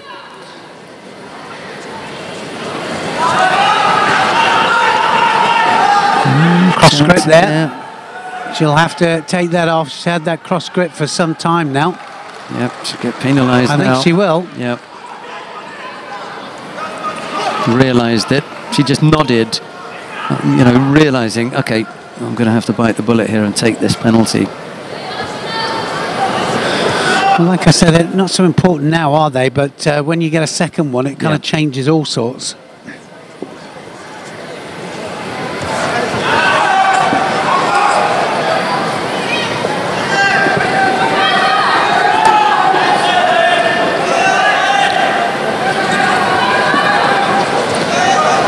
Neither fighter was able to come up with a scoring technique in regulation time. We're going to go into the golden score period where the first score wins. Both fighters have picked up a penalty apiece. That's the state of the contest at the moment. Yeah, chance for a Netherlands medal, and of course Germany as well with a chance, but it's Franson, I think, that's probably just ahead on stance and the way that she's pushing forwards. But you say that, and Tridos just keeps bouncing back. So that's going to be another penalty here for Franson. So Tridos now is going to caution to the wind, I think, and just go for it. Bronze medal at stake here.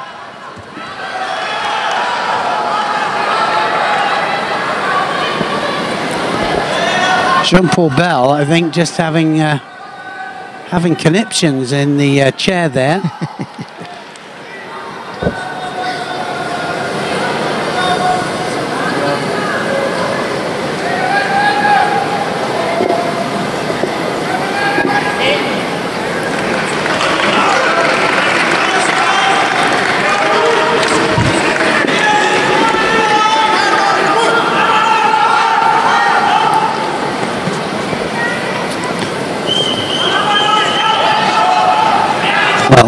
Almost a minute into golden score. Minute into golden score. Tridos attacks again. Franson, she knows that she's going to have to attack now. She'll have to do something. She goes to work. Must put the second hand on. Osoto Koso to attempt there, and that was a good attack.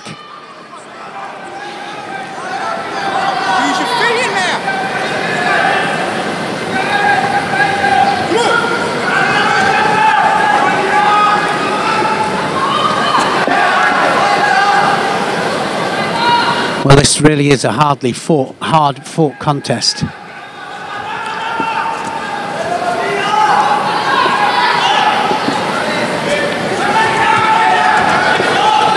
This time tries the Sasai. They're both on the sleeves. Hips go across the hip from Franson. Franson trying to look busy here. Really not threatening, but just trying to look active. Yeah, oh, that's a turnover. score. That's Yeah. it. She's lost it. Tridos has lost it. Wazari there to Franson, and she manages to secure the bronze medal. Just waited, didn't she? And in the end, it came to her.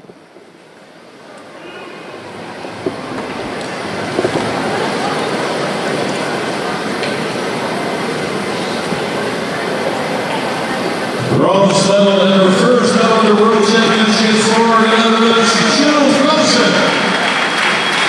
Well, after all the trials, I suppose I have to add tribulations as well for Franson, because there's a big story behind there. We won't go into it because it involves the National Federation and various bits and pieces that she's had to deal with. She's managed to hit the podium. She has indeed. She hit the podium, and tactical match, wasn't it? Had to work her way. Looking for someone in the crowd, well, no doubt I someone who think so. supported her and just wanting to acknowledge them, you know. But it has been a tough time for Franson. She was out of favour with the national setup in the Netherlands, and there were other people that they wanted to pick, and she had to battle her way through, and was supposed to jump through a few hoops and maybe go somewhere to train where she would rather not have. I don't know if you know that kind of story, Neil. Ever heard that before? Well, kind of. You know, and then she ends up proving them not wrong, but she ends up justifying their having had to pay her attention. Yeah, I mean, the look on her face, it's kind of said it all, didn't it? At last, she says, I've done it. A world medal. Never won a world medal before. So it's the best result ever for Franson. And now everybody can be happy. The Dutch can be happy, and sure Franson can be happy, and that's it. All and we fans all live happily ever after. Failed Uchimata. That's the only way I can kind of say about it, really. Taidos really came in for the Uchimata. It wasn't fully committed, and she just, she had the balance of it just overturned. Jean-Paul Bell, especially pleased there. A medal for him with Franson. Tell you what, this bowing to the opposite coach that Jean-Paul Bell has taken to is paying off. Look, you know. It is. See, he's been rewarded. See what happens? Well, he up there just really does appreciate it. I like you. Yeah. Do something nice for you. Look, a nice shot. What a nice shot. During the warm-up, he said that would happen. He did? Yeah. Perfect. Right, we come now to the final of the under 63 kilo category. Clarisse Agbegnenu of France faces Tashiro Miku of Japan. It's Agbegnenu in the white judogi, Tashiro in blue, and the referee in the middle for this one is Lubumirpet of Australia. Well, I just looking at some of the stats there, and I can't believe this 7th time they've fought, these two. 7th time they fought, 6-1 up Agbegnenu coming into this. Huge mountain to climb. It is huge. Tashiro. Well, but Tashiro coming in with great form, absolutely super form. Agbegnenu coming in with great form too. This lady here has a mountain to climb. She probably is not the favourite here. No. This lady is the favourite to unusually so, isn't it, for a retain her Japanese world title. I think it will be her 3rd world title, will it? Not if she wins this. Yes. So she is absolutely buzzing. What a match it's going to be, and I can tell you now, Agbegnenu is going to come out, and she's going to grip up, and it's going to go bang bang, and it's going to be all systems go. There's another, sort of statistic that goes against Japan, and that is they have not won this weight category since 2010. The last time they won this was back in Tokyo when Ueno Yoshie won the 2nd of her 2 titles. She won in 2009 and then in 2010. Wow, both of them absolutely at it, aren't they? Straight away there, both of them exploding in. Agbegnanu ready to go, and so is Toshiro. Toshiro hits with an Ouchi, Agbegnanu fires back.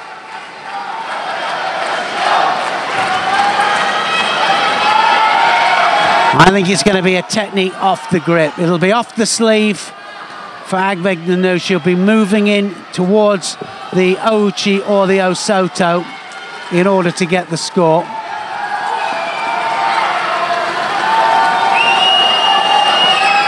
Remember that it's about intention here. When it comes to Kumagata grips, and these two absolutely with the intention of throwing each other here.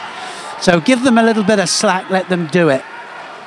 Another thing that's difficult for Toshiro is that the weight category has been dominated by the Europeans since 2011, when Jeffries Emma won in Paris. It's been a European to win every world title since then, and both Olympic titles. We had one in 2012 in London, that went to Ushka Zolnia, and then the 2016, that went to her teammate Tina Tursteniak. It'll be, a big thing, wouldn't it, if she could overturn this. I don't think it's warmed up yet. It's just about to go off. Here we go, Agbegnanu. Oops. If you'd called Mate before, she'll escape. However, if not, then it's clear. You're not allowed to touch the legs at all. She gets it, and she did touch the legs. Very unusual. Most of the modern day fighters never go for the Teguruma, but that was the first thing that came to mind. Absolutely. She has the sleeve. Agbegnanu.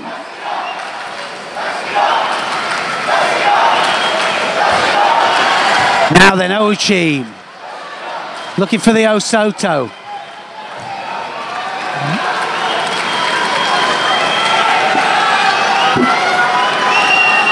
Focus on her face. Determination. She knows what she wants.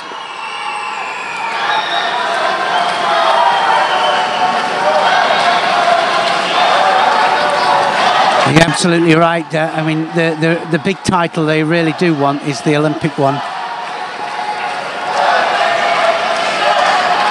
Agbegnanu trying to get that sleeve off there. She can't come across with that sleeve dominated, and Toshiro just doing a really good match. Oh, that was so close. I was going to say the tactics absolutely dead right. Toshiro dominate that sleeve, because if she lets that sleeve go, that's when Agbegnanu is going to come across. She'll try and catch the sleeve first, Agbegnanu. Toshiro is doing the same. She's catching the sleeve first. Great tactics from the Japanese. Can't hang on to that side for too long, though. No, I think it's going to be a swap over or a change of direction by one of them that's going to score. Well, a better tactical match from Toshiro here, because she's nullifying the dominant grip of Agbegnanu. She knows that if she just loses concentration for a split second, she'll be across.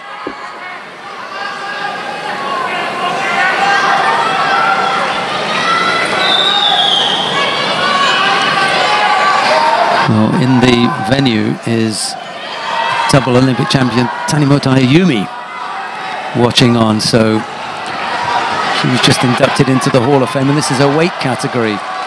Well, you know, then you've got a lot of interest. For me also, you know, for the middleweights, always 78, 81, it was my category. Jean-Luc Rouget and Marius Visa watching with interest here. Ouchigari! Oh, that was close. Toshiro blasts in. Strong effort there. I fancy the Makikomi from Agbegnanu for this one. Well, yeah, you know, I'm thinking that this is definitely now a battle of the sleeve, because Toshiro, from a tactical point of view, has done everything right here. The second that her concentration goes, if Agbegnanu catches her sleeve first, that's it, got it now. If Toshiro lets go of that sleeve then she's going to have problems, because that is when Agbegnanu comes across. Golden score. They just wait for the scoreboard to turn round. It has now. We're underway with the golden score period. Great match this. She has won on one occasion, Toshiro. Agbegnanu mostly, but this is a different match, and it is the final of the World Championships. We've called a few names in this under 63 kilo category. Just missed out the one. One world title went to Yarden Jerby in 2013. Apart from that, it's been Agbegnanu and Tersteniak to split this up. Yeah, they've dominated for quite some time, haven't they? They really have between them. Since 2014, everything has gone to either Agbegnanu or Tersteniak, Olympic and world. Who've shared that stage, that podium. Fighting. That's it! It's all over! It's all over! Makikomi there on Toshiro. Agbegnanu wins the gold medal. That was absolutely terrific. It was just one mistake, and it was all on the one mistake. And Toshiro, she knew it as soon as she did the wrong grip there. Agbegnanu went across for the Makikomi. She'd shown it a couple of times, but Agbegnanu hadn't come up with an attack. She'd put the arm across. I'd seen the leg up. I thought, hang on, this is the shape. Oh, well, this is what we want to see, isn't it? Yeah. This is what it's all about. That was real respect between the two of them there. Absolute respect. Agbegnanu retains her world title. She'll be wearing that red patch for another year, at least. Audrey Larissa on the right there. Celebrations for Clarisse Agbegnanu. Keep it simple. Do what you do best. Do it at the right time. And she waited for it. It was another one where we had to wait. And she didn't, launch an attack the first or the second time that she had the shape there. She waited for the right moment and then absolutely flew at her. She did have to wait, because from a tactical point of view, Toshiro really did play it very, very well. She knew that she had to pin that sleeve. Look at that. The first time that she lets that hand go, the hand swings across for the Makikomi. The first time, and it was really, for the whole contest, she did well, but she went for it, Toshiro. She kind of thought, I've got to go for this, and it was Agbegnanu that rotates her over for the Ippon. It just isn't their category, is it? 63. Well, I mean, it was a great effort, wasn't it? It really was, but she went for it. And there is the hand that is free. She dominated that hand. She kept it at bay all the time. And, well, right the way to this moment. And then the hand was free. And Agbegnanu had the sleeve, and then she went across. And you'd have to say, had it not been for Agbegnanu, Toshiro would have been world champion now. And she beat Tersteniak and then beat the rest of the field. Yeah, absolutely. Final of the Worlds. Sora Makikomi there from Agbegnanu, and what a moment. Chose it right. There it is. And at this stage now, I think Toshiro is just saying, whoops, a big mistake. I made a mistake. Let it go. I let the hand go. And it was all down to the grips. Agbegnanu had waited the whole contest and a little bit, hadn't she, for that?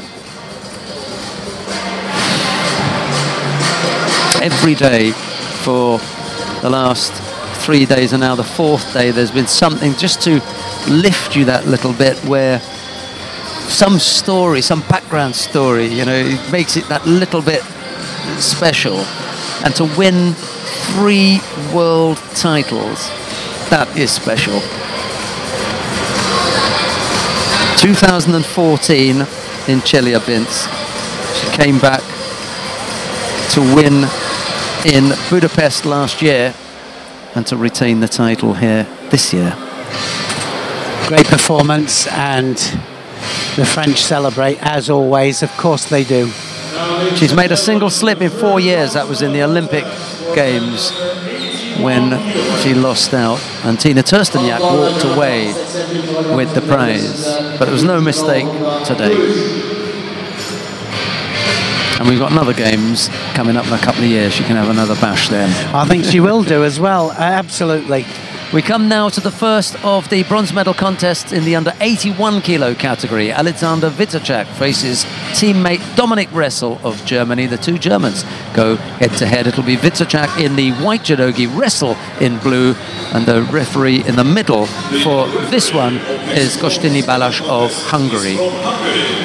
You were talking about how Ressel must have looked at Witterczak and thought, well, you know, he's just won the world title and now, you know, I could get there. And just having a look here, they've had one head-to-head there that Ressel was the winner, actually. So he's coming into this. One up here, but we don't know how many domestics they've had a sorting out of. They probably trained together as well. Let's hope that, yeah, they don't... Domestics. Domestic. Well, it is a little domestic, isn't it? They're going to have a little sorting out here. So Germany will have a bronze medal, that's for sure. One of these will be the bronze medalist. This man here will want to prove that the gold medal last year wasn't a fluke. This man here will want to prove that he's worthy of a world medal. Witterczak, Ressel, an all-German fight.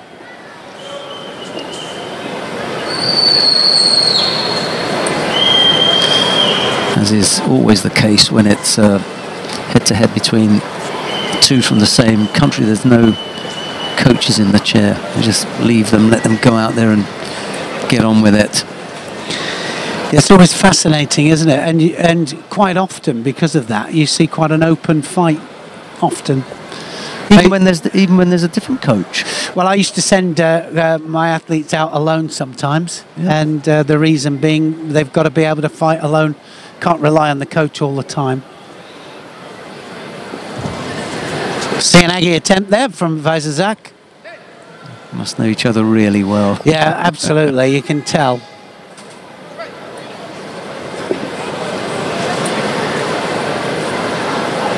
Oops.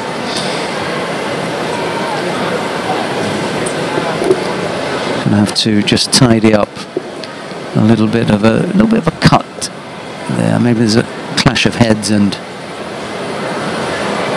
Dominik Ressel came off worse for wear, but the physio is right at hand. He'll be able to stop that, put a bit of tape on there, and maybe a bit of strap in. I think the interesting thing, who do you think they warmed up with? Well, that was the thing. I mean, question, we were isn't it? down in the warm-up area, Esther Stam and myself walking around, just chatting with a few of the athletes, and there they were.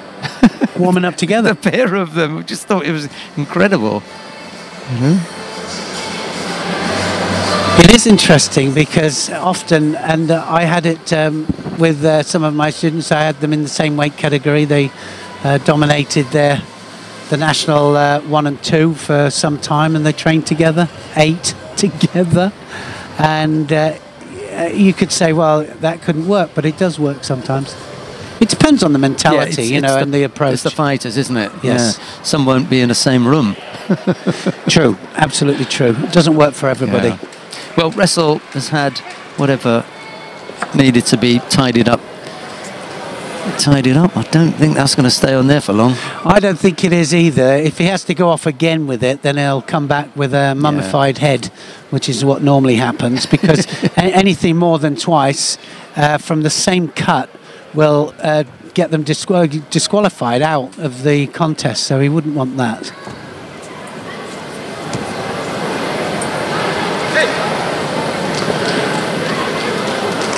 Well, it looks to me like Witterczak here is very cautious, isn't he? He's just really cautious of his teammate. Thousands of randeris together. He's the only one to have attacked so far, though, and Wrestle will have to start.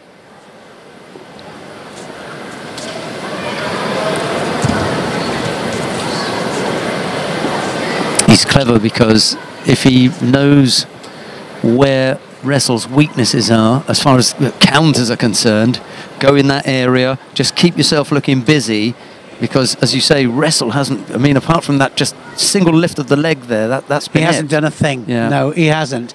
And we're halfway through the contest, amazingly.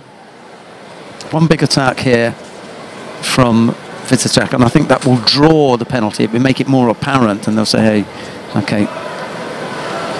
And he may have drawn one earlier had he not had the little injury. Maybe that took away a little bit of the concentration from the officiating team as to who was attacking or who wasn't, but I can't remember him having done anything of any real seriousness. However, Vitzicek then makes things worse for himself by coming up with what, you know, looks like a drop. A drop. Yeah, exactly. He's done that a few times today, yeah, lost contact with the hands. Yeah, he has. Certainly, you know, not as sharp as he was last year when he won it. That was a great day for him. But here again, fighting for a bronze medal. Looking for a big technique here, Wrestle. A little bit like the semi-final. Spent a little bit too long looking. Yes. Sorry. It's all right. I know it's harsh, but you've got 4 minutes. You're a hard man. But he's got such nice throwing skills. You know, you would hope that within that time period he would find something.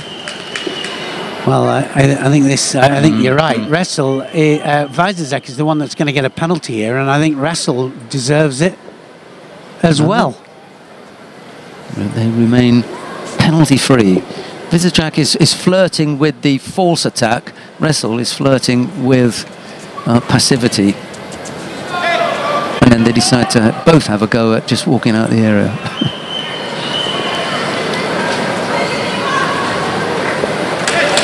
And it's Vitzicek that gets the penalty.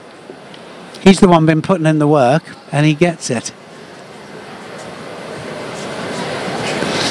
You're right, though. It's the lack of rotation. Sometimes you can dig yourself a hole, and I think that's what he's been doing. Really strong gripping, my goodness.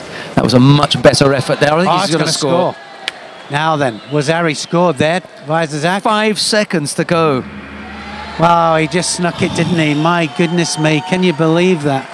Second world medal there for Vitzicek, and actually, he was the only one that actually attacked all the way through there. Wrestle was never really in that match, was he? Not one little bit. He gets a penalty, Vitzicek, does one good attack, changes the direction of it, and he gets the score. My goodness. I don't know him, and I know, you know, a few members of the German team. I don't know Alexander Vitzicek, but I'm really happy for him for one reason. So many people were on his back about, yeah, one off, you know, you can't do it, you know, that was a fluke, nobody was there, you didn't fight the best. Well, you know, so many things were said about him. And here he is on the podium again, back-to-back world medals. I mean, that's why that's the celebration. Absolutely, yeah, and you know, pleased, more pleased probably. All right, you'll lose the red back patch, but yeah, but probably, you know, more pleased with the medal because he had to work his way into it. He had to work very hard to get it. Yeah. But the nice thing about it is, like you said, back-to-back medals in the World Championships.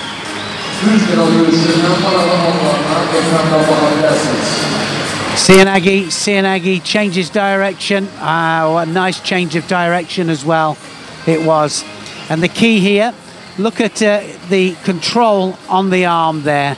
Control, goes down to try and escape from it, doesn't he, Wrestle? But that change of direction there just drives him backwards. Vitzicek fought very, very briefly in between Budapest last year and Baku here this. I mean, it really was, you can count them on one hand the number of times that he went out to fight. Yeah, it's he hasn't been that busy, not really. But when he is there, he's there winning medals. Yeah. Drops Cianagi, hips weren't across, and look at the drive off the legs. So that continuous drive there, scoring and getting the world bronze medal. Excellent stuff there. Vezizak shows his consistency there.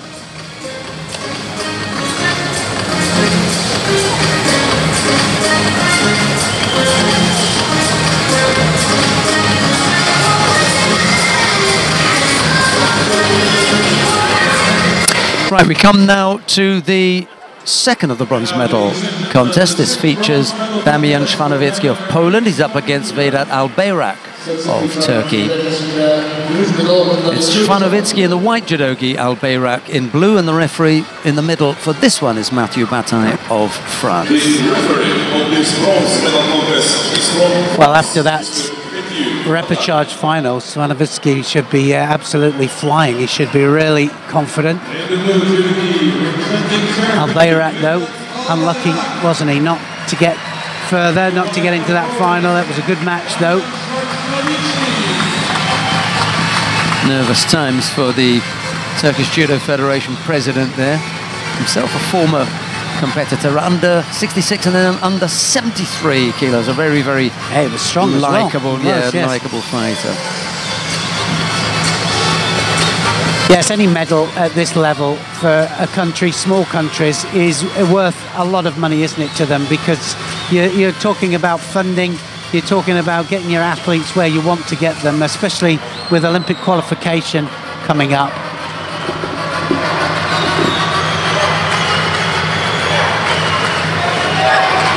Shvanovitsky then in white and Albayrak of Turkey in blue.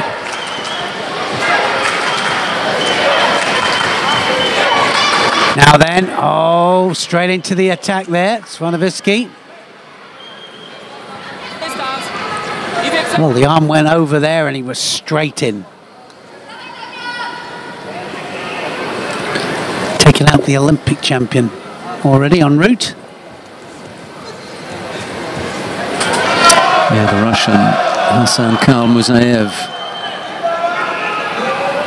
went down.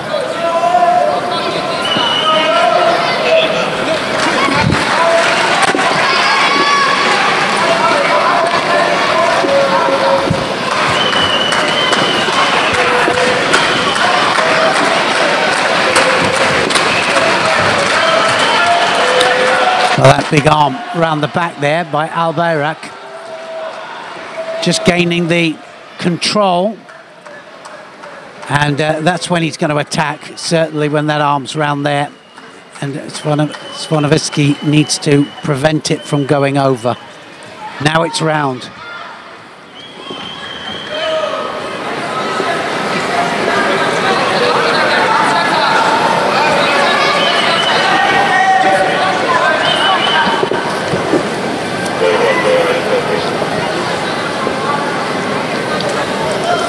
I don't think Shvanovitsky was a favourite in any of the contests that he was in this morning. Probably in the earlier rounds. But well, he's just plugged away, isn't he? Now then, that's going to be it. That's it. It's all over. Made a mistake there, Shvanovitsky. He really did.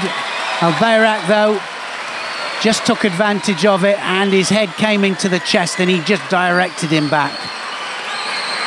Is he happy about it? Doesn't look that happy about it, does he? He wanted more, Albayrak.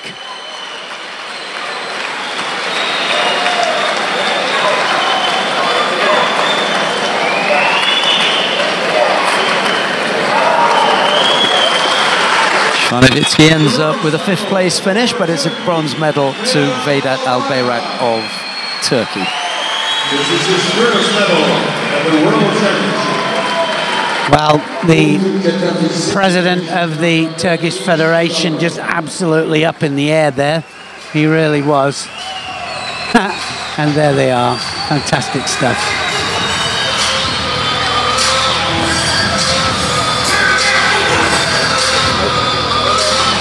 And I think you were right there when you said that he hadn't started as favourite, worked his way in.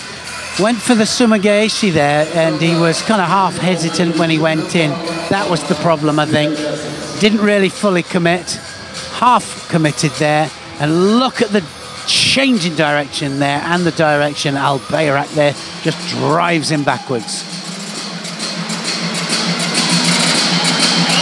The arm was around the back, and there's always the danger there. Could have swept him. We're just saying, just indicating the possibility of an Ashiwaza there. So it was a Kouchi that started it off, and he knew that he was in trouble at this stage here. Al-Bayrak directs him backwards, and he lands flat on his back there for the Ippon. The other thing is that Shvanovitsky misses with his own Ashiwaza here. Yes, he does. With his own Kouchi, doesn't he? And he's not there. You know, his opponent is just moving away, and there's that big gap.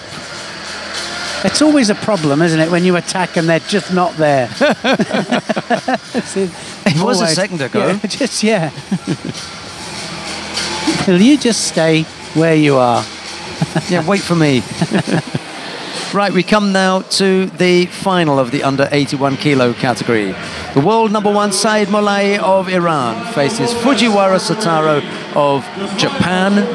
It's Molay in the white judogi, Fujiwara in blue, and the referee in the middle for this one is Mariano dos Santos of Brazil.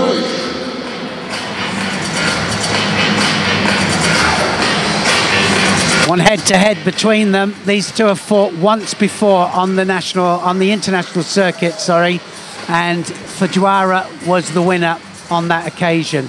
Just look it up now, just to see where it was. But Mariano dos Santos of Brazil has the honor of refereeing this match. In the blue judogi for Japan, Fujiwara Sotaro. Fujiwara knows that he's got his work cut out because this man is on great form, but they're both on good form. They wouldn't be here otherwise, would they? Well, Molay, the world #1. Can he make it world champion as well? Fujiwara will have something to say about it. He'll have to be careful that he doesn't stay too long in a certain position, because Molay will punish him otherwise. Well, Molay has already demonstrated that he can go, 3-4 minutes. But the power part of his judo is right at the beginning. So Fujiwara is going to have to weather that storm first. Straight into the attack, wasn't he there? You're right, he'll have to weather it. Molay starts it off.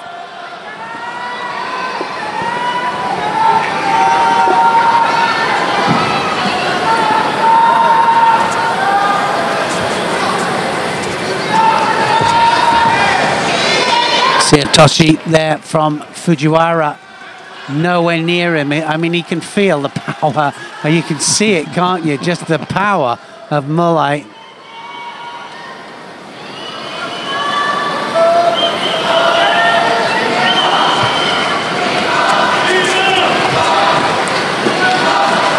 And the power when he just snaps the grips off there. Fujiwara having just a problem just rotating on it. He does dominate the sleeve, Fujiwara.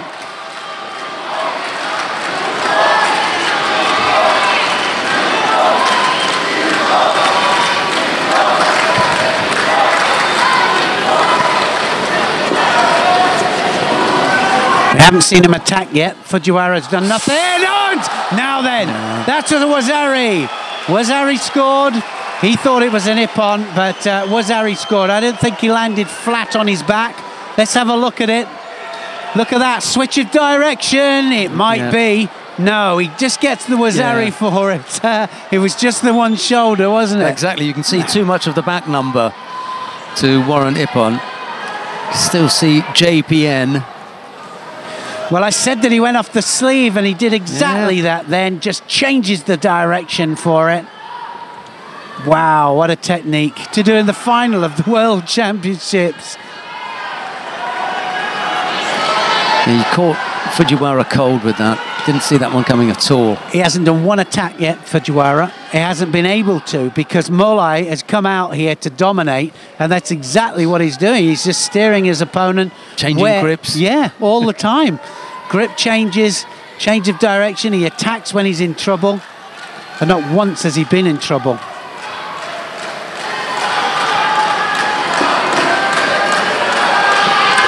Now he's got the mountain to climb, Fujiwara. Koshiguruma this time. He's not going to be content with this. He wants another score. Molai is going to push for it. I'm really surprised that Fujiwara hasn't got a penalty. He just has done nothing.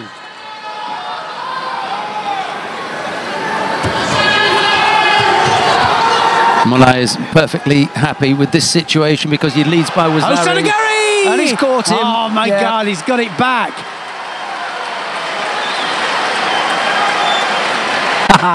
That has now opened it up, hasn't it? What a beautiful Osoda Gari.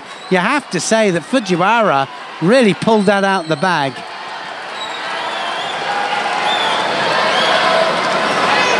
Not over yet. 39 seconds left of the first 4 minutes. A real snaking Osoda Gari. Look where he lands. Well, the first landing wasn't a Wazari, but he continued, didn't he? And he rolled onto his side.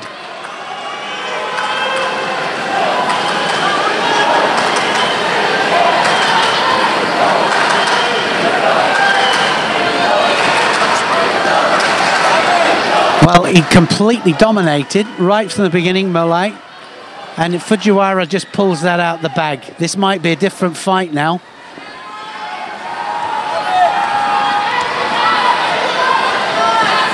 Seconds ticking away.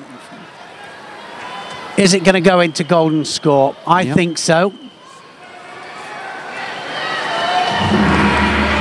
So it is going to go into golden score. Now, any score, literally any score. Penalties, it'll still have to be 3 penalties.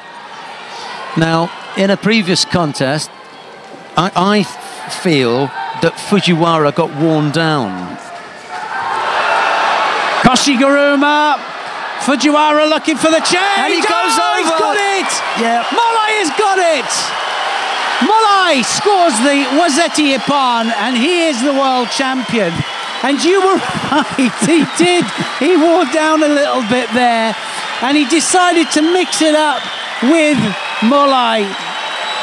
Molai then did Harai Makikomi, and he scores the second Wazari. We have a new world champion.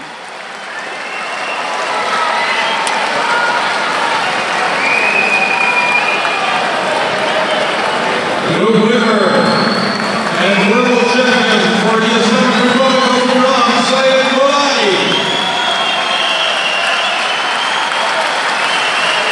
Wow, that was superb. These two really gave it a good one, didn't they? And this is the second, I mean, two categories, and both of them, both pairs, absolutely superb in the middle there. Slightly different from Molai, because yes, he's beaten the Japanese, but that's in the final, and he was nice to him. It's slightly different for Agbegnanu, who's beaten him, almost all the time. But there's a degree of understanding and respect, I'm sure, in a World Championship final, when the person that you defeat is Japanese, you give them a little, hey, I've done something special here. Yeah. It'll be first day where there won't be a Japanese anthem. Well, there we go. How about that? Look at that. Koshiguruma there by Molai. And Fujiwara was thinking about the counter, but Molai went again. So it was the first technique by Molai, first of all, that created the opportunity. Then Fujiwara thought, well, shall I just try for the Uranagi here? Shall I try for it? But then Molai still had the arm, and he just does the Soda Makikomi there in order to get the score. Soda Makikomi scored the second Wazari. Wazeti Ippon, and Molai wins the gold medal. Wow. 4 days in a row with a special story. Koshiguruma, Uranagi. Not his normal technique, I'm sure it's not. But that one, certainly from Malai, was. And he really flew, didn't he? He just launched him here. Well, it really was, wasn't it? Everything went into it, all the power from Malai. He's not only the world #1 now, he is the world champion as well. Justifies the International Judo Federation ranking list, and I'm sure that that's the case with a few others. They've all been up there. It's difficult for someone from outside that group to come in here and, you know, win it.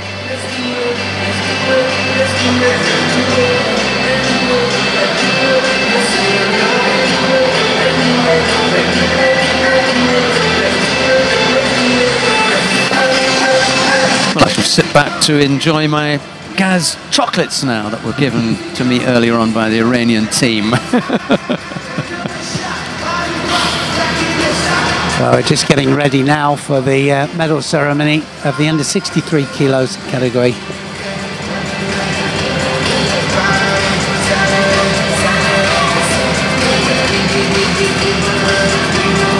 There are going to be some celebrations tonight.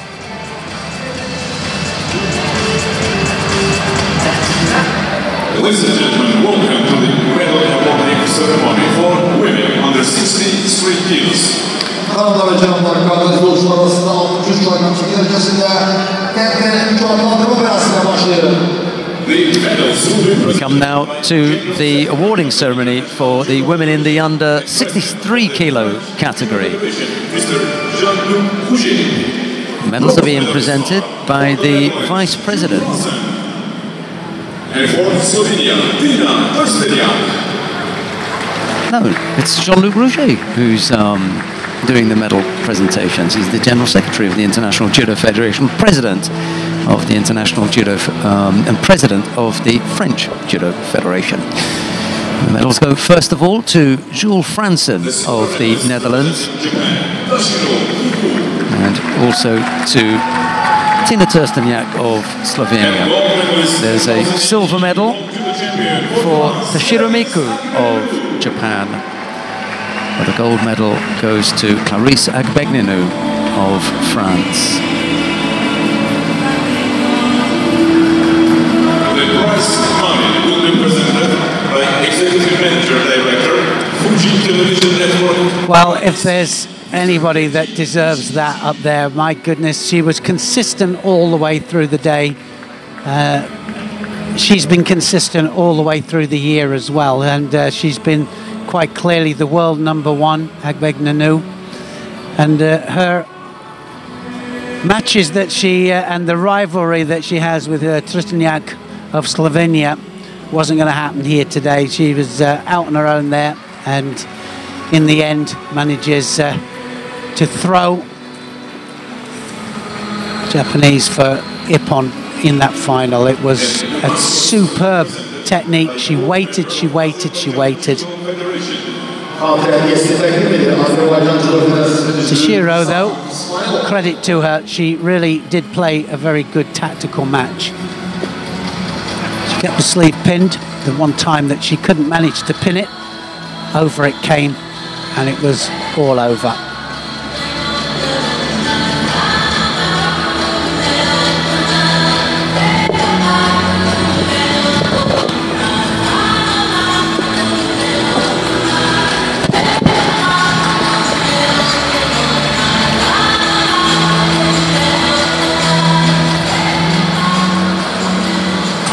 Ladies and gentlemen, please rise for the national anthem of France. Now the national anthem of France.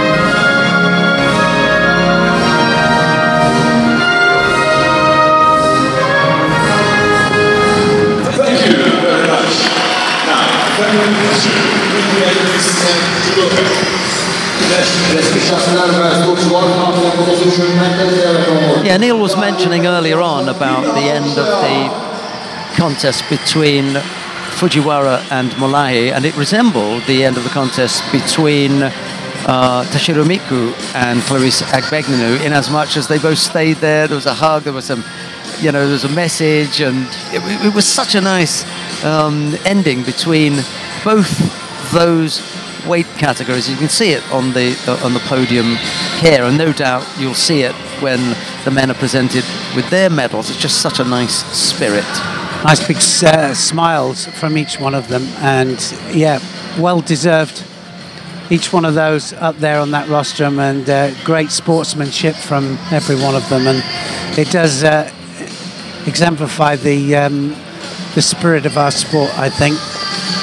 Agbegnanu stays on the podium for a little bit longer to show off her World Championship gold medal.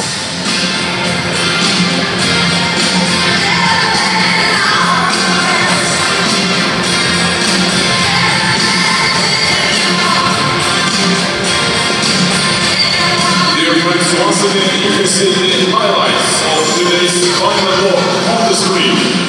Günün final dövüşlerinin en aralananları ekranda tekrar teslim oldu.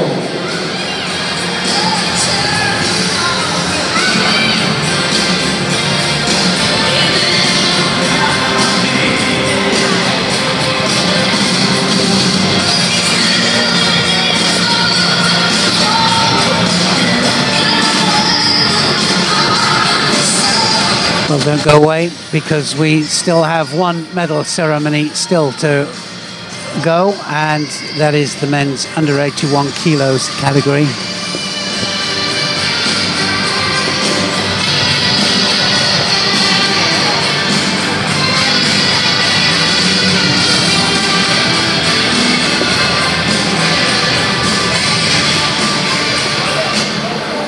Dear spectators, the medal awarding ceremony for men.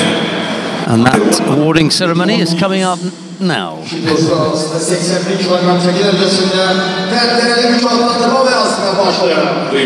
will be presented by International Judo Federation Education Commissioner for Asia and President of the Judo Federation of Islamic Republic of Iran, Mr. Mohammad Derakshan.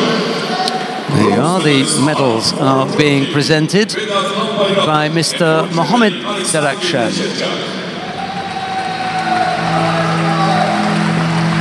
And the first of the bronze medals goes to Vedat Albayrak of Turkey. The second of the bronze medals goes to Alexander Vitachan of Germany. There's a silver medal for Fujiwara Sotaro of Japan. The gold medal goes to Said Molahi, who has the president of the Iranian Judo Federation to present him with the medal. Yeah, it means something, doesn't it? It most certainly does. I mean, you can see that it means just the world to him, but you know, on a personal basis, when you actually get there and you've been pushing so hard, especially when you see how consistent he's been, and he's had some incredible judo throughout the year, and now at last he's climbed the last rung of that ladder, world champion. Always very respectful as well, and spoken to him a few times. Really nice guy.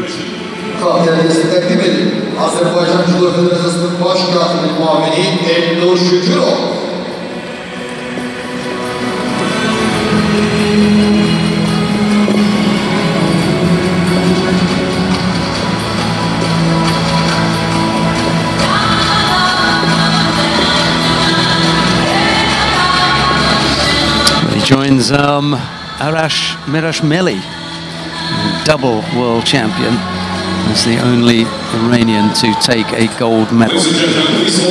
We had a whirl for the next gold medalist, and now the national anthem of Iran.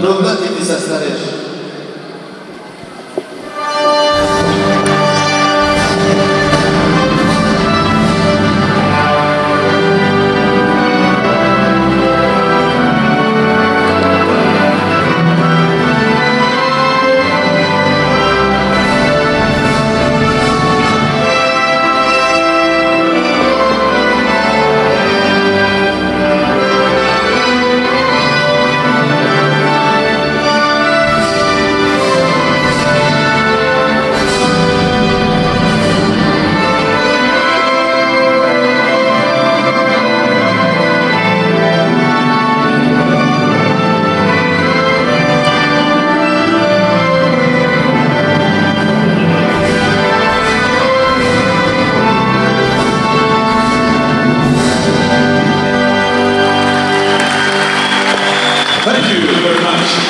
The final picture judoka. Well, what a championship so far. Great judo, incredible judo actually, both standing and on the ground. Japan dominating the lighter weight categories, but now the rest of the world making a charge for victory. 1 gold for France and 1 gold for the Islamic Republic of Iran today. And, well, what's going to happen over the next few days? We're having an absolute ball here in Baku. Until tomorrow from Sheldon and I, it's goodbye for now.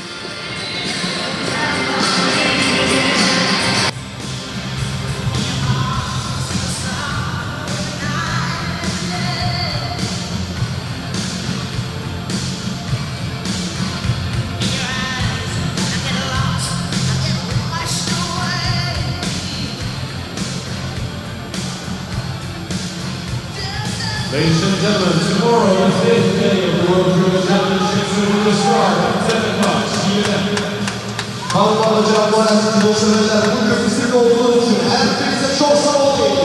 Galip Çamaşan tebrik ederim. Sabah yarışmamız seher saat 10'dan başlayacak. Biz yenisi bu köşe gözünü girmezsin. Arasında gözlüğünü sabah